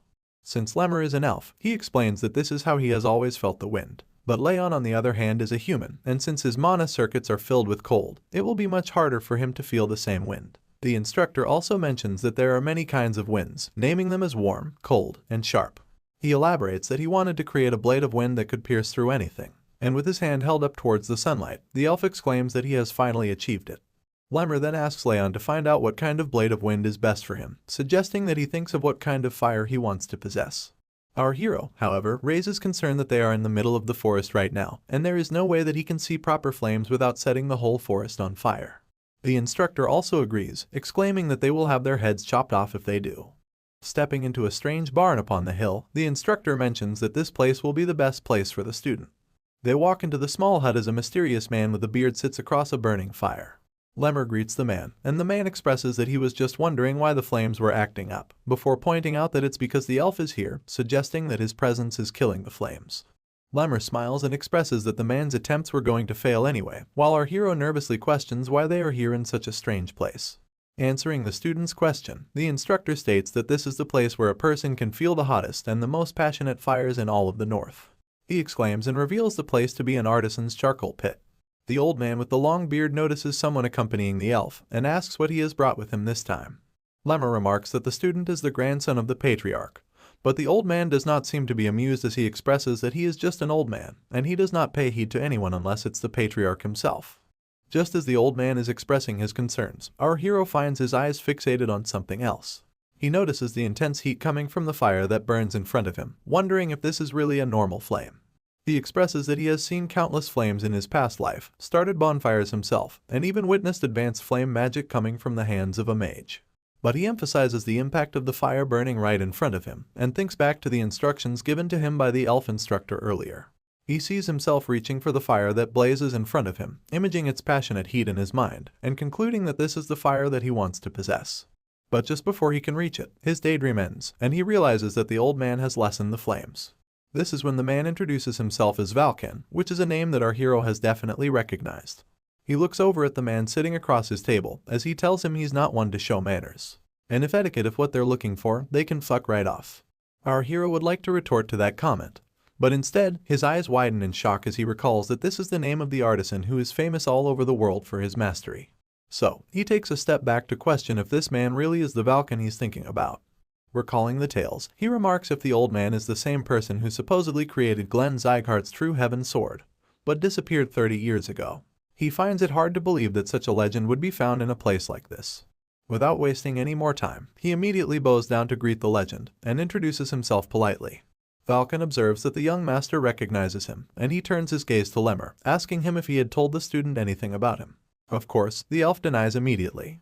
Lemmer then turns to our hero to explain that this old man is the Zygarde family's artisan, but has already retired a long time ago. He adds that it's been more than 10 years since he has been sitting here and stoking the flames. And since he has been doing this absolutely stupid thing for the past decade, the elf tells the man that this is probably the only place where Leon can truly picture the fire that he needs to trigger his aura. As the old man keeps fiddling his stick in the fire, Lemmer asks him for the favor regarding Leon. Before he agrees, the artisan wonders why the elf does not take him to the blacksmith's workshops. Lemmer then explains that there are too many eyes there, and he does not think it'd be a good idea for others to see the student's training technique when he has not yet mastered it. This confuses the artisan, who asks what the elf is trying to say. This is when Lemmer finally mentions that his student is Sylvia's son, and as soon as he states this fact, the artisan turns around in shock. But before he has anything to say, Leon speaks up to apologize for the interruption, asking Valken to let him just feel the flames if it's not a bother. Sizing up the boy with a kind look, the artisan explains that he is making charcoal. Or to be more specific, he is creating golden charcoal, which can make much stronger flames than its white or black variants. In fact, this is precisely what he has been doing in this place for the past decade. And after explaining that, he gives his blessings to the young boy, telling him that he's free to hand around as long as he does not interrupt him. Hearing this, our hero immediately lights up in joy as he exclaims and thanks the legend. Lemmer and Valken now stand beside each other outside the cabin, as the elf remarks that the artisan is really kind. But he also expresses that he did not think he would accept the boy's request so easily. Patting the legend on his back, the elf says that he will bring him some good liquor if he is good to the young student. But you see, he is taken by surprise when Vulcan reveals that he didn't accept this request because of him. In fact, he elaborates that the flames in the furnace rose considerably when the child came inside, and there was so strong that his charcoal got destroyed from the sudden surge in heat.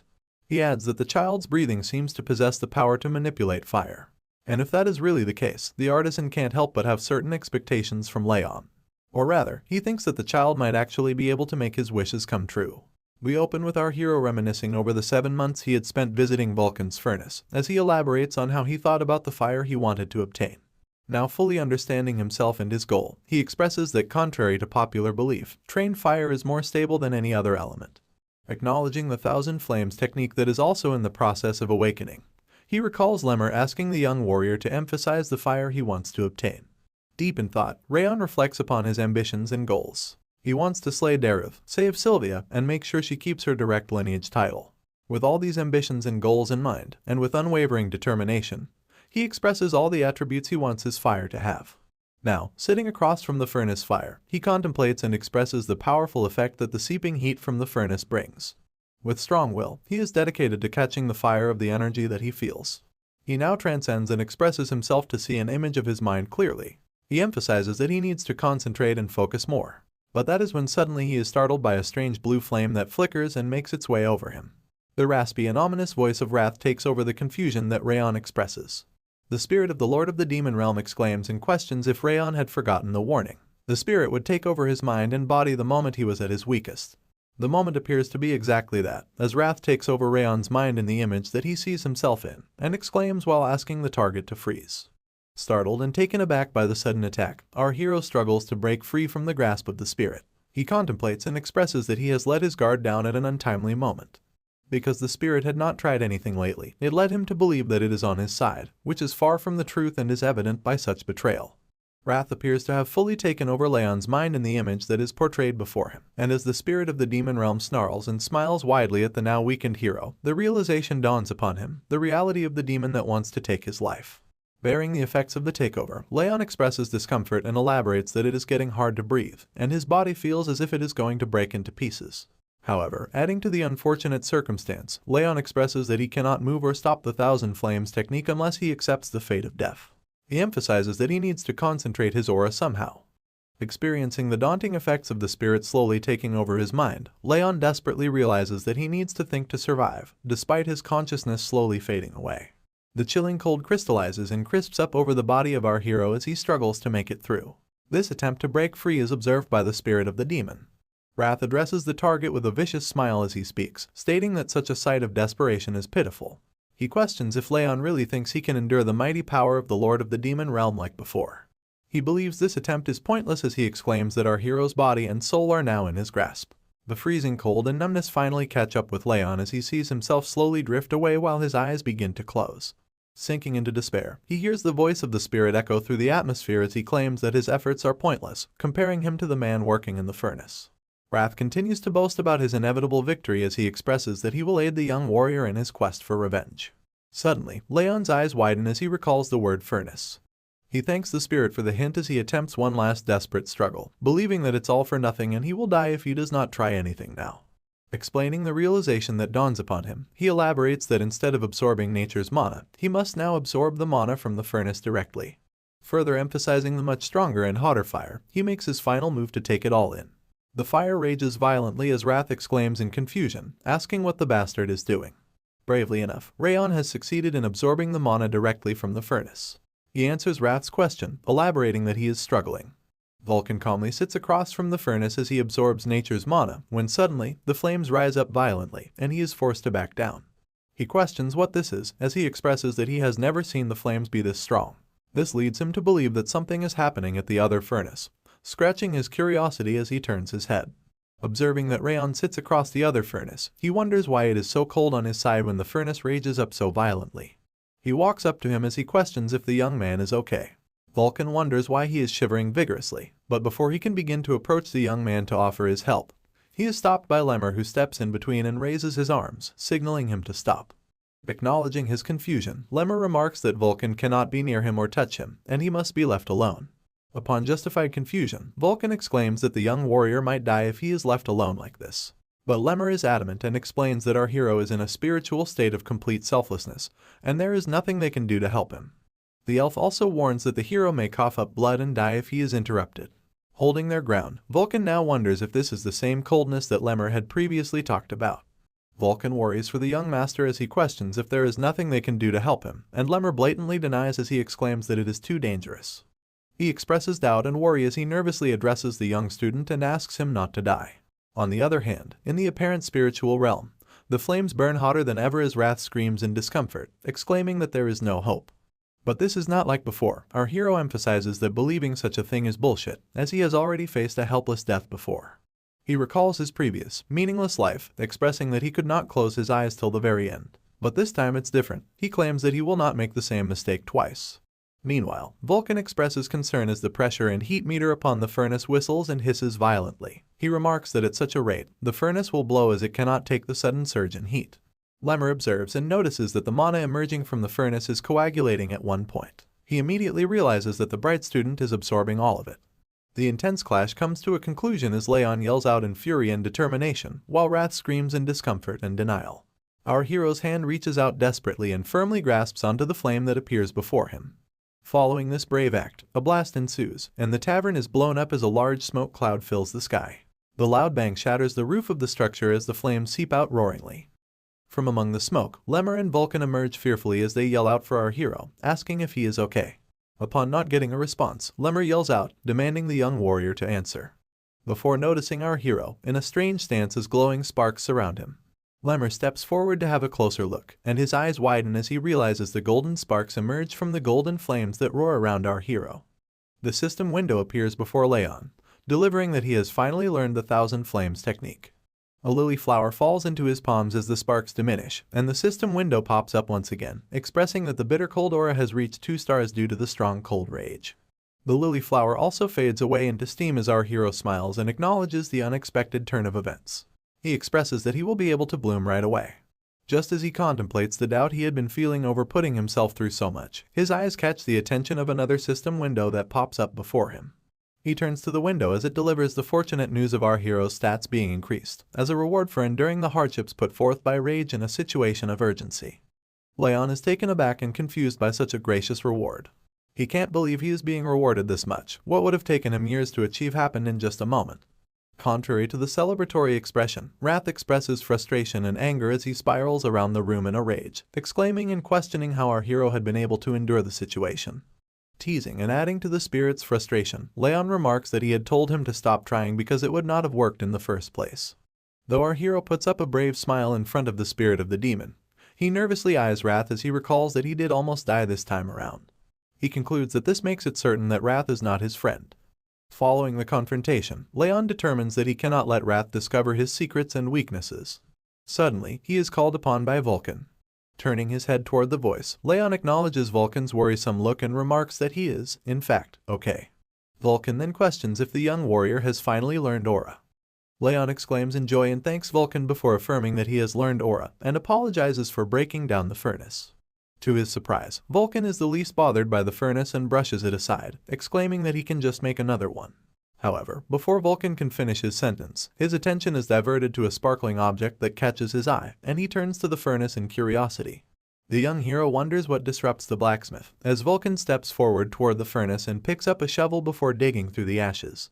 After some digging, Vulcan gasps and exclaims when he finds the source of the sparkles to be golden charcoal. One glance at such beauty sets the blacksmith back all those years as he recalls the criticism and mocking words he had faced from the upcoming passengers and town members. Following the sudden reveal, Vulcan expresses that our hero might just not be the only lucky one. He moves the shovel filled with golden charcoal forward at Leon, startling the young man, before he proceeds to explain that such charcoal is stronger than white charcoal and lasts longer than black charcoal. He thanks our hero, exclaiming that he has now obtained what he had been trying to make for decades. Our hero is visibly startled and confused when the blacksmith strangely thanks him for seemingly nothing he had done intentionally. But Vulcan elaborates and expresses that each time the young master trained here, the flames grew wilder and became enlivened, and the heat from that spread all over the place. Further explaining such a phenomenon, Vulcan states that he is just a dunce who has done nothing but beat his hammer all his life, before exclaiming that he can tell such a feat is only possible because of the young warrior. He then thanks our hero for making this possible, before expressing that he wants to ask one simple question: what are our young hero's goals? Following up with the question, and upon visible confusion from Leon, Vulcan elaborates and asks Leon what kind of swordsman he wishes to be. Leon then expresses that he wants to be a swordsman who does not give up, regardless of the situation or enemy he is faced with. Upon such an answer, Vulcan is visibly confused, and he expresses that he did not expect such an answer from a young master. Nevertheless, Vulcan goes on to state that the young warrior will be able to possess a sword in 3 to 5 years, and he asks him to come and find him when he possesses one, elaborating that he will save the golden charcoal for that day. Leon is curious to know if the blacksmith means to make him a sword before questioning if he hadn't retired. Vulcan blatantly answers that people tend to go back on their word of retirement, before concluding the interaction as he waves goodbye to our hero, asking him to stay alive until then. Leon and Vulcan part ways as they walk separate paths. Looking over them is Lemmer, who observes them carefully from atop a hill. Lemmer nervously expresses that he had been wondering what would happen, before exclaiming that the young master has a really good talent for making people worry about him. This is followed by a sudden turn as he addresses the patriarch who stands behind him, asking if he is not right. Lemmer hysterically pokes fun at the patriarch, expressing that he would come here every day to watch over his grandson because he was worried for him. The elf remarks that he must be very relieved now, but the patriarch denies this claim. Following the expression, Lemmer begins to uncover that the young warrior's aura's quantity and purity are beyond insane. He is skeptical if such is because of the furnace's heat, and he remarks that the child is surely talented. Lemmer's observation is cut off by the patriarch, who steps in to express that such is not the case, and upon visible confusion on Lemmer's face, he elaborates that the young master has managed to turn his hardships into advantages. Moving along to the 5th training hall, Lunan steps into the battleground with a box in her hands, having a sad look on her face. She wonders when Leon is coming back. Recalling the harsh words of other students about Leon, Lunan saddens even more as she firmly grips the box and expresses that she wants to help him. She recalls that her mother told her to help those who helped her. Her sadness turns into joy, as her eyes widen in shock upon taking a glance at the mysterious figure that walks through the training hall door. Our hero steps into the training hall, arguing with wrath as the spirit springs up in frustration. He expresses that there is no need, and he can try his best. Wrath is visibly angered and frustrated as he asks the competent rival to stop being too arrogant. Just as Leon walks across the battleground, he is stopped in his way when his eyes catch on to Lunan. He is confused at the sudden appearance as he turns over to the girl, and she opens the box she holds in her hands, showing him the treats she has made for him. Lunan offers him the treats as she asks him to cheer up, and Leon joyfully accepts as he recalls the treats to be ice cream that she had previously offered him. Something strange takes Lunan by surprise just as she is offering him the treats, and her eyes widen in shock as she exclaims that the cool air and scent from Leon have turned much stronger and pleasant than before. It seems this ship is ready to sail.